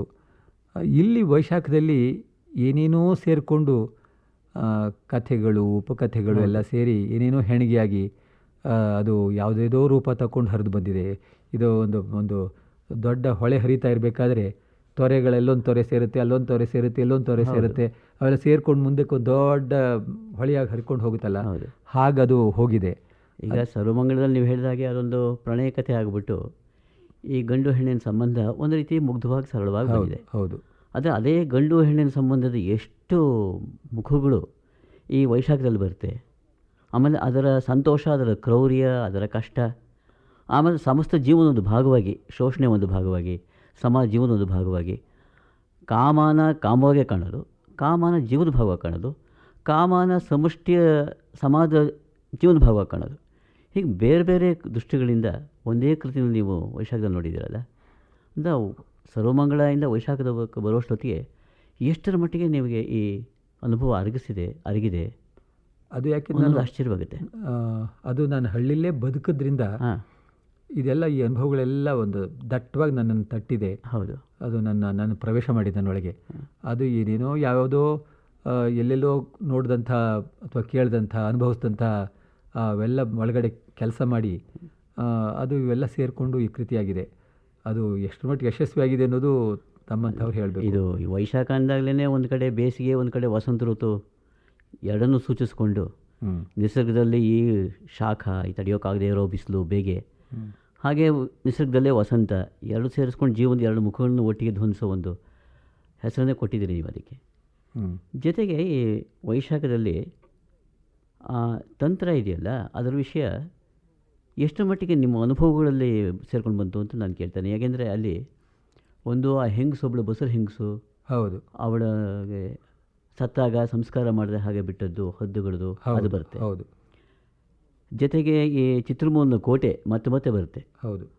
ಆ ಕೋಟೆನೇ ಒಂದು ಪ್ರತಿಮೆಯಾಗಿ ನಿಲ್ಲುತ್ತೆ ಅದರಲ್ಲಿ. ಹೌದು. ಅದರಲ್ಲೇ ಶಾಸ್ತ್ರಿಗಳು, ರುಕ್ಮಿಣಿ ಎಲ್ಲರೂ ಒಂದು ಕೋಟೆಯಲ್ಲಿ ಸಿಕ್ಕೊಂಡು ಕಷ್ಟಪಡೋದು ಅದು ಬರುತ್ತೆ. ಜೊತೆಗೆ ರಾಜಕುಮಾರಿ ಕಥೆ, ರಾಜಕುಮಾರಿ ರಾಕ್ಷಸನ ಕಥೆ, ಅದು ಒಂದು ಲೆವೆಲಲ್ಲಿ ಬರುತ್ತೆ.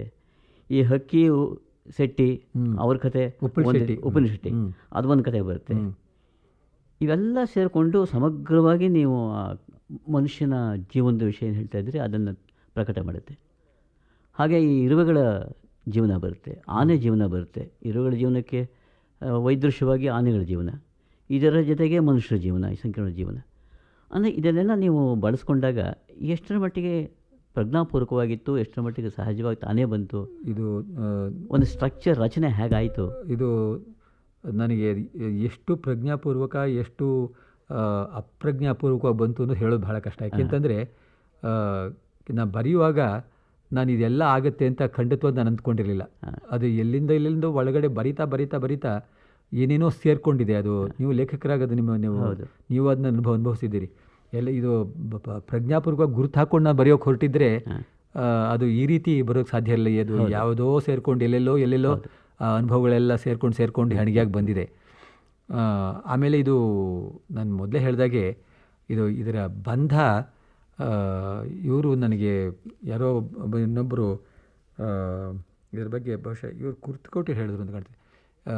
ಇದಕ್ಕೆ ಒಂದು ಕೇಂದ್ರ ಯಾವುದು ಅಂತ ಕೆಲವರೆಲ್ಲ ಕೇಳಿದ್ರು, ನನ್ನನ್ನೇ ಕೇಳಿದ್ರು.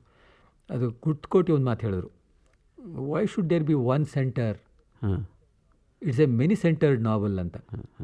ಇದು ಪಾಶ್ಚಾತ್ಯರಿಂದ ನಾವು ತಂತ್ರವನ್ನು ಯಾವುದೋ ಒಂದು ತಂತ್ರಕ್ಕೆ ಇದು ಇಲ್ಲಿಂದ ಪ್ರಭಾವಿತವಾದ್ದು, ಇದು ಹೀಗೆ ಇರಬೇಕು ಅಂತ ನಾವು ಬರೆದಾಗ, ಅಥವಾ ನೀವು ಹೊಸದಾಗೇನೋ ಬರೆಯುವಾಗ ಅದು ಅದರದೇ ಒಂದು ತಂತ್ರ ರೂಪಿಸ್ಕೊಂಡು ಹೋಗುತ್ತೆ. ಹೌದು, ಅದು ನಿಮ್ಮ ಜೀವನ ಸಮೃದ್ಧಿ ಇದ್ದಾಗ, ಹೌದು, ಆ ಸಮೃದ್ಧಿ ಬಂತು ಕೂಡ್ಕೊಳ್ಳುವಾಗ ಯಾವುದು ಎಲ್ಲ ಬದುಕಿನ ಎಲ್ಲ ಅದೇ ತಂತ್ರ ಕಂಡುಕೊಳ್ಳುತ್ತೆ. ಅದೇ ಒಂದು ಹೊಸ ತಂತ್ರ ಆಗುತ್ತೆ. ಒಂದು ಸಮರ್ಥ ಕೃತಿ ಬಂದಾಗ ಅದರದೇ ಒಂದು ಜಾಡ್ನೆಲ್ಲ ಹರಿತಾ ಇರ್ತದೆ. ಆವಾಗ ಅದಕ್ಕೆ ಒಂದು ಹೆಸರು ಕೊಡ್ತೀವಿ ನಾವು, ಅದು ಅಷ್ಟೇ. ಅದರಿಂದ ಇದು ವೈಶಾಖದಲ್ಲಿ ನಾನು ಬಹಳಷ್ಟು ಕಾನ್ಷಿಯಸ್ ಆಗೇ ಮೊದಲು ಆರಂಭ ಮಾಡಿದ್ದಾರೆ.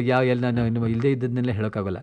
ಆದರೆ ಎಷ್ಟೋ ಕಡೆ ನನ್ನ ಮೀರಿ ನಾನು ಗೊತ್ತಿಲ್ಲದೆ ಇದ್ದೆಲ್ಲ ಅಂಶಗಳು ಸೇರ್ಕೊಂಡು, ನನಗೆ ಗೊತ್ತಿಲ್ಲದೆ ಇದ್ದು ಅಂತಂದರೆ ಎಲ್ಲೋ ಆಳದಲ್ಲಿ ಇದ್ದಂಥವು ನನಗೆ ಅರಿವಿಲ್ಲದೆ ಬಂದ್ಬಿಟ್ಟು ನನಗೇ ಒಂದು ಸಲ ಇದೇನಿದು ನಾನು ಹೀಗೆ ಬರೆದುಬಿಟ್ಟೆ ಅಂತ ಬರೆದ ಮೇಲೆ ನಾನು ಇದು ಬರೆದ್ನೆ ಅಂತ ಅನಿಸುತ್ತೆ. ಅದು ಅನಿಸಿದೆ ನನಗೆ. ಇಲ್ಲಿ ಎಷ್ಟೋ ಹಾಗೆ ಸೇರ್ಕೊಂಡಿವೆ.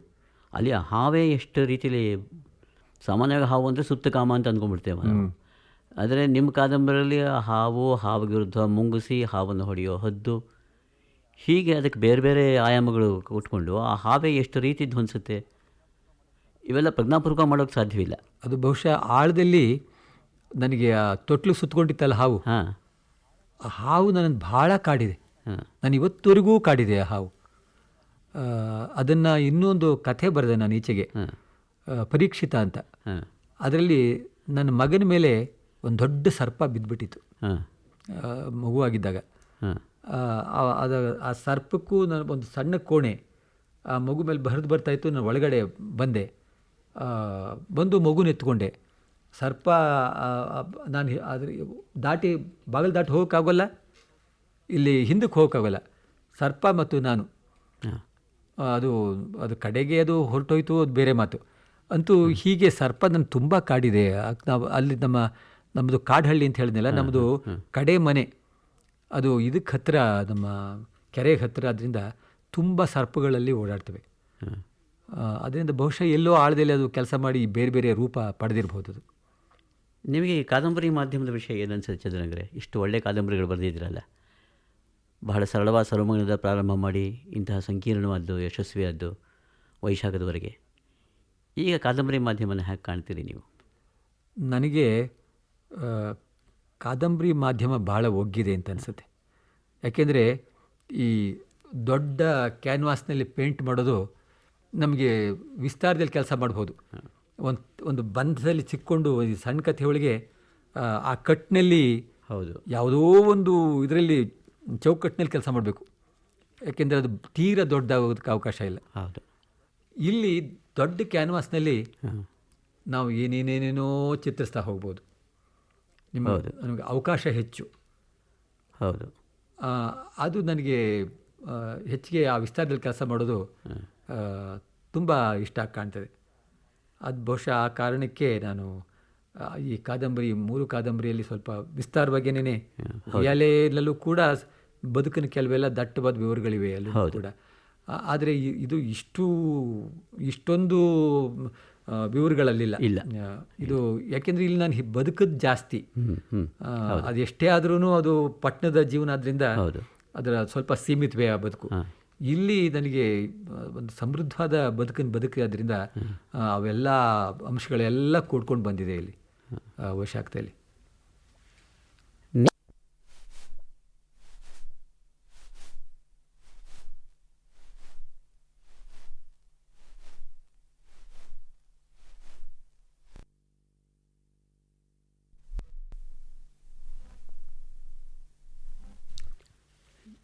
ಚದುರಂಗರೆ, ನೀವು ಪ್ರಾರಂಭ ಮಾಡಿದಾಗ ನವೋದಯ ಯುಗ ಇತ್ತು ನಮ್ಮ ಕನ್ನಡ ಸಾಹಿತ್ಯದಲ್ಲಿ. ಹೌದು. ಅದೇನು ಚಳುವಳಿ ಅಲ್ಲ, ತಾನಾಗಿ ಅರಳ್ಕೊಂಡ ಒಂದು ಯುಗ.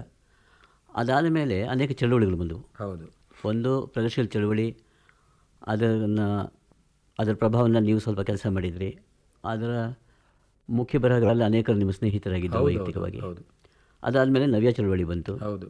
ಆಮೇಲೆ ಬಂಡಾಯ ದಲಿತ ಬಂದಿದೆ. ಹೌದು. ಇದನ್ನೆಲ್ಲ ನೀವು ನೋಡಿದ್ದೀರಿ. ಇದೆಲ್ಲರ ಜೊತೆಗೂ ಒಂದು ನಿಕಟವಾದ ಸಂಬಂಧ ಇಟ್ಕೊಂಡಿದ್ದೀರಿ, ಯೋಚನೆ ಮಾಡಿದ್ದೀರಿ. ಅಂದರೆ ನಿಮಗೆ ಸೃಜನಶೀಲ ಸಾಹಿತಿಗೆ ಈ ರೀತಿಯ ಚಳವಳಿಯಿಂದ ಪ್ರಯೋಜನವಾಗುತ್ತೆ ಅಂತ ಅನಿಸುತ್ತೆ. ಇದ್ರ ಜೊತೆಗೆ ಅವನ ಸಂಬಂಧ ಹೇಗಿರಬೇಕು ಅಂತ ಅನಿಸುತ್ತೆ? ನೋಡಿ, ಯಾವೊಬ್ಬ ಲೇಖಕನಾದರೂ ಕೂಡ ಚಳುವಳಿ ಮಾತಾಗಿರಲಿ, ಯಾವುದೋ ಒಂದು ಧೋರಣೆಯಿಂದ ಅವನು ಬರೆದೇ ಬರೀತಾನೆ. ಹೌದು. ಬದುಕು ಹಸನಾಗಬೇಕು, ಸಮಾಜದಲ್ಲಿ ಜನಗಳು ಚೆನ್ನಾಗಿ ಬದುಕಬೇಕು, ಹೌದು, ಬದುಕು ಸುಂದರವಾಗಬೇಕು, ಸಹ್ಯವಾಗಬೇಕು. ಬಡತನ ಇದೆ, ಆಮೇಲೆ ರಾಜಕೀಯ ಒತ್ತಡಗಳಿವೆ, ಏನೇನೋ ತೊಂದರೆಗಳಿವೆ ಜನಕ್ಕೆ. ಅವ್ರ ಬದುಕು ಚೆನ್ನಾಗಬೇಕು ಅಂತ ಹೇಳಿ ಸಾಹಿತ್ಯ ಅದಕ್ಕೆ ಬರಿತೀವಿ ನಾವು. ಸಮಾಜದಲ್ಲಿ ಬದುಕ್ತಕ್ಕಂಥ ಜನದ ಜೀವನ ಚೆನ್ನಾಗಿರ್ಬೇಕು, ಅವರು ನಾವು ಚೆನ್ನಾಗಿರೋ ನೋಡಬೇಕು, ನಮ್ಮ ಸುತ್ತಮುತ್ತಲ ಜನ ಚೆನ್ನಾಗಿರಬೇಕು, ಕುಟುಂಬಗಳು ಚೆನ್ನಾಗಿರಬೇಕು, ನಮ್ಮ ದೇಶ ಚೆನ್ನಾಗಿರಬೇಕು. ಅಷ್ಟೇ ಅಲ್ಲ, ಮನುಷ್ಯನ ಜೀವನ, ಸಮಸ್ತ ಜೀವನ ಚೆನ್ನಾಗಿರಬೇಕು. ನಮ್ಮ ಋಷಿಗಳು ಹೇಳೋ ಮಾತನ್ನೇ ಪ್ರತಿಯೊಬ್ಬ ಸಾಹಿತಿನೂ ಒಂದಲ್ಲ ಒಂದು ರೀತಿಯಲ್ಲಿ ಅವನು ಮನಸ್ಸಲ್ಲಿ ಮನಸ್ಸಲ್ಲಿ ಆಹ್ವಾನ ಮಾಡಿಕೊಂಡೇ ಇರ್ತಾನೆ. ಇಲ್ಲದೇ ಬರೀಬೇಕಾಗಿಲ್ಲ. ಆದರೆ ಈ ಬರೆಯುವಾಗ ಕೆಲವು ಪ್ರಭಾವಗಳಿಗೆ ಅವನು ಒಳಗಾಗ್ತಾನೆ. ಆಯಾಯ ಕಾಲಕ್ಕೆ ತಕ್ಕ ಹಾಗೆ ಪ್ರಭಾವಗಳು ಒಳಗಾಗ್ತಾನೆ. ಇವಾಗ ನಮ್ಮ ನವೋದಯದವರು ಕೂಡ ಅವರು ಬರೆಯುವಾಗ ಚಳುವಳಿ ಇರಲಿಲ್ಲ, ಒಂದು ಚಳುವಳಿಯಾಗಿ ಅವರು ಅದನ್ನು ಒಪ್ಪಿಕೊಂಡಿರಲಿಲ್ಲ. ಆದರೆ ಅವರು ಇಂಗ್ಲೀಷ್ ಸಾಹಿತ್ಯದಿಂದ, ರೊಮ್ಯಾಂಟಿಕ್ ಮೂವ್ಮೆಂಟಿಂದ ಅವರು ಪ್ರಭಾವಿತರಾಗಿದ್ದರು. ಅದರಿಂದ ವರ್ಡ್ಸ್ವರ್ತ್, ಶೆಲ್ಲಿ, ಕೀಟ್ಸ್ ಅಂಥವರಿಂದ ಪ್ರಭಾವಿತರಾಗಿದ್ದರು. ಅದು ಒಂದು ರೀತಿಯ ಧೋರಣೆ. ಅದು ಹೌದು. ಆ ಪ್ರಭಾವದಿಂದ ಅವ್ರದ್ದೇನಂತಂದರೆ ಒಂದು ಒಪ್ಪಿತ ಮೌಲ್ಯಗಳ ಕಡೆ ಅವರ ಮನಸ್ಸು ತುಡಿತಾ ಇತ್ತು. ನಿಜ. ಅದರಿಂದ ಅವರು ಒಂದು ರೀತಿಯಲ್ಲಿ ಮನಸ್ಸು ಒಂದು ಚೌಕಟ್ಟಿನಲ್ಲಿ ಕೆಲಸ ಮಾಡ್ತಾರೆ. ಹೌದು. ಚಳುವಳಿ ಆಗಲ್ಲ, ನೀವು ಹೇಳೋದು ಸರಿ, ಒಂದು ಚೌಕಟ್ಟಿನಲ್ಲಿ ಕೆಲಸ ಮಾಡ್ತಾರೆ. ಪ್ರತಿಯೊಬ್ಬ ಲೇಖಕನು ಯಾವುದೋ ಒಂದು ಮನಸ್ಸಿನಲ್ಲಿ ಅವನಿಗೆ ಒಂದು ಚೌಕಟ್ಟು ಹಾಕ್ಕೊಂಡು ಆ ಚೌಕಟ್ಟಿನೊಳಗೆ ಕೆಲಸ ಮಾಡ್ತಾನೆ. ಇಲ್ಲದೆ ಹೋದರೆ ಅವನು ಸುಮ್ಮನೆ ಮನಸ್ಸನ್ನು ಹರಿ ಬಿಟ್ಕೊಂಡು ಏನೋ ಬರೆದು ಬಿಟ್ಟರೆ ಅವನು ಸ್ವಂತವಾಗಿ ಏನು ಹೇಳ್ತಾ ಇರೋಲ್ಲ. ಅವನು ಸ್ವಂತವಾಗಿ ಏನು ಹೇಳದೆ ಹೋದರೆ ಇನ್ನೊಬ್ಬನ ಮನಸ್ಸನ್ನು ಮುಟ್ಟೋಲ್ಲ. ಇವಾಗ ನಾನು ಹೇಳಿದ್ದು ಇನ್ನೊಬ್ಬ ವ್ಯಕ್ತಿಗೆ ನಾನು ಹೇಳಿದ್ ಮುಟ್ಟಬೇಕಲ್ಲ. ಹೌದು. ಇವನೇನು ಹೇಳ್ತಿದ್ದಾನೆ ಅಂತ ಅದು ಬರೀ ಒಂದು ಏನೇನು ಹೇಳಿಬಿಟ್ಟು ಗೊಂದಲ ಮಾಡಿಬಿಟ್ರೆ ಅವನ ಮನಸ್ಸನ್ನು ತಟ್ಟೋದಿಲ್ಲ.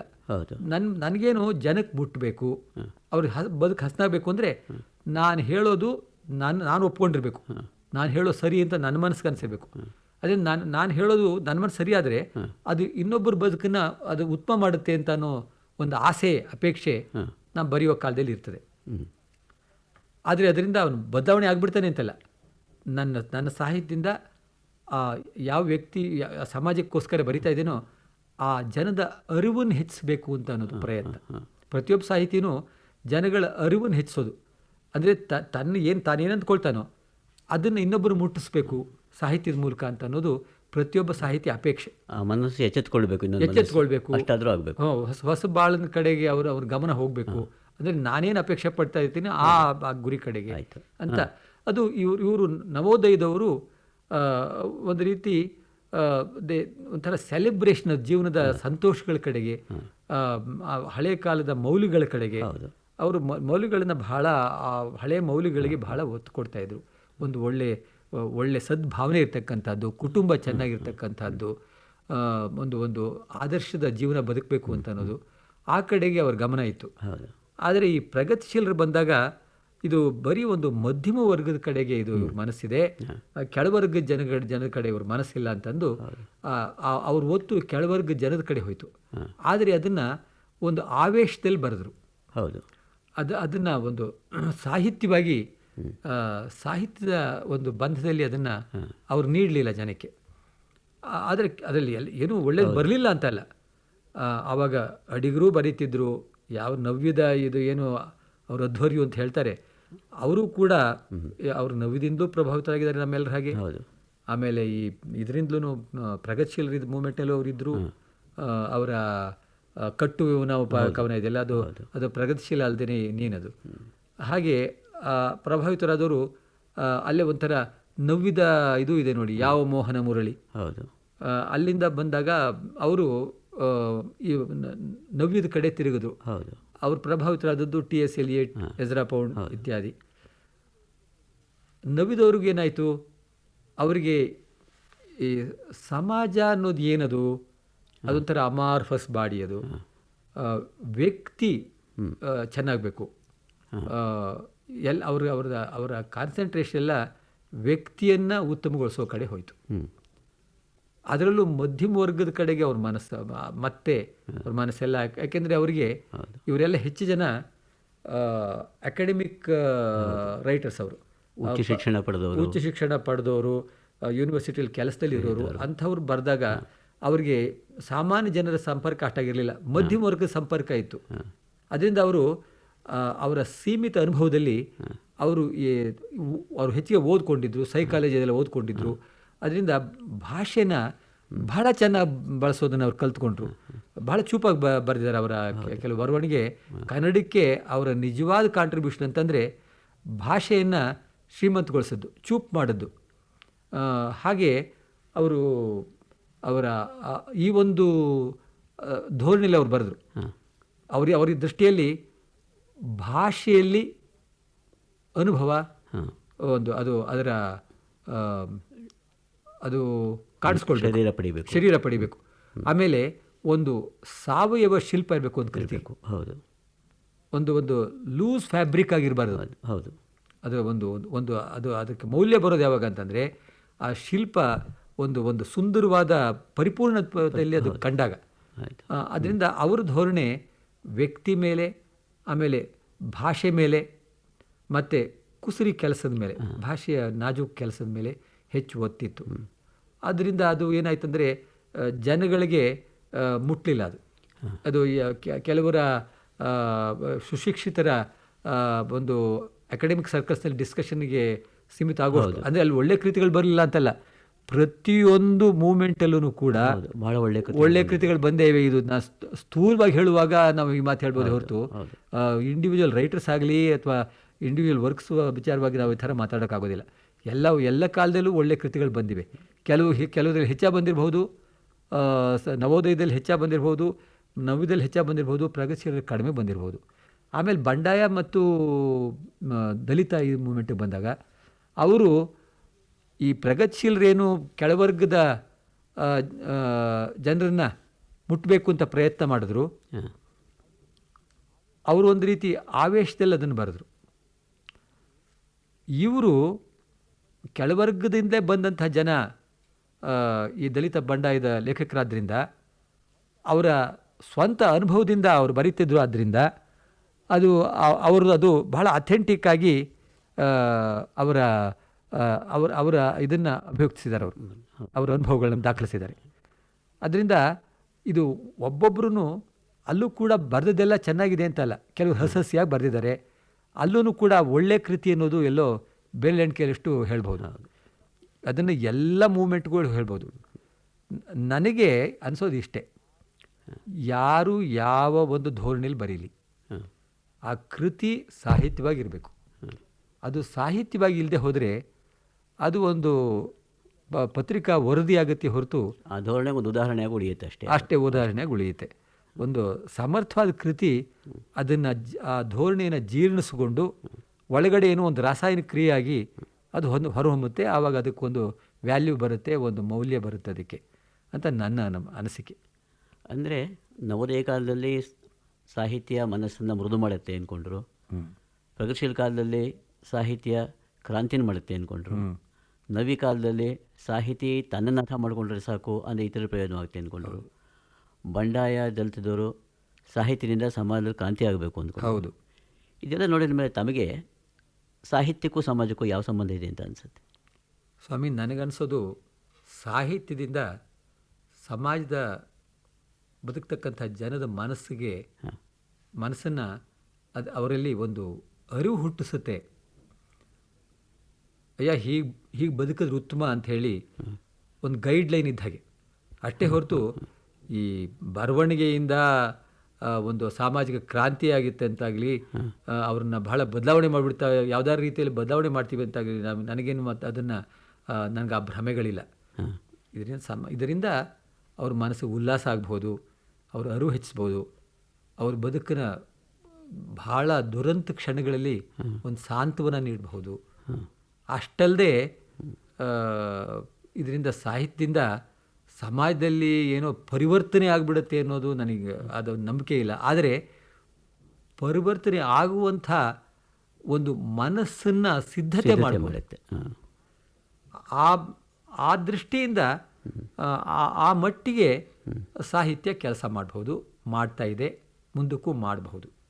ಚಿತ್ರರಂಗರೇ, ಇಷ್ಟೊತ್ತು ನಾನು ಕೇಳಿದ ಪ್ರಶ್ನೆಗಳಿಗೆ ತುಂಬ ವಿಶ್ವಾಸದಿಂದ ಉತ್ತರ ಹೇಳಿದಿರಿ. ನಾನು ಕೇಳಿದವರು ಎಲ್ಲ ಹೊಸ ಹೊಸ ರೀತಿಯಲ್ಲಿ ಯೋಚನೆ ಮಾಡೋ ಹಾಗೆ ಅವಕಾಶ ಮಾಡಿಕೊಟ್ಟಿದ್ದೀರಿ. ನಮ್ಮ ಧನ್ಯವಾದಗಳು. ಬಹಳ ಕಾಲ ನೀವು ಸಾಹಿತ್ಯ ಸೇವೆ ಮಾಡಿ ನಿಮ್ಮಿಂದ ಇನ್ನೂ ಅನೇಕ ಶ್ರೀಮಂತವಾದ ಕೃತಿಗಳು ಬರಲಿ, ಆರೋಗ್ಯ ಚೆನ್ನಾಗಿರಲಿ ಅಂತ ನಾವೆಲ್ಲ ಹಾರೈಸ್ತಾ ಇದ್ದೇವೆ. ನಮಸ್ಕಾರ. ನಮಸ್ಕಾರ. Thank you.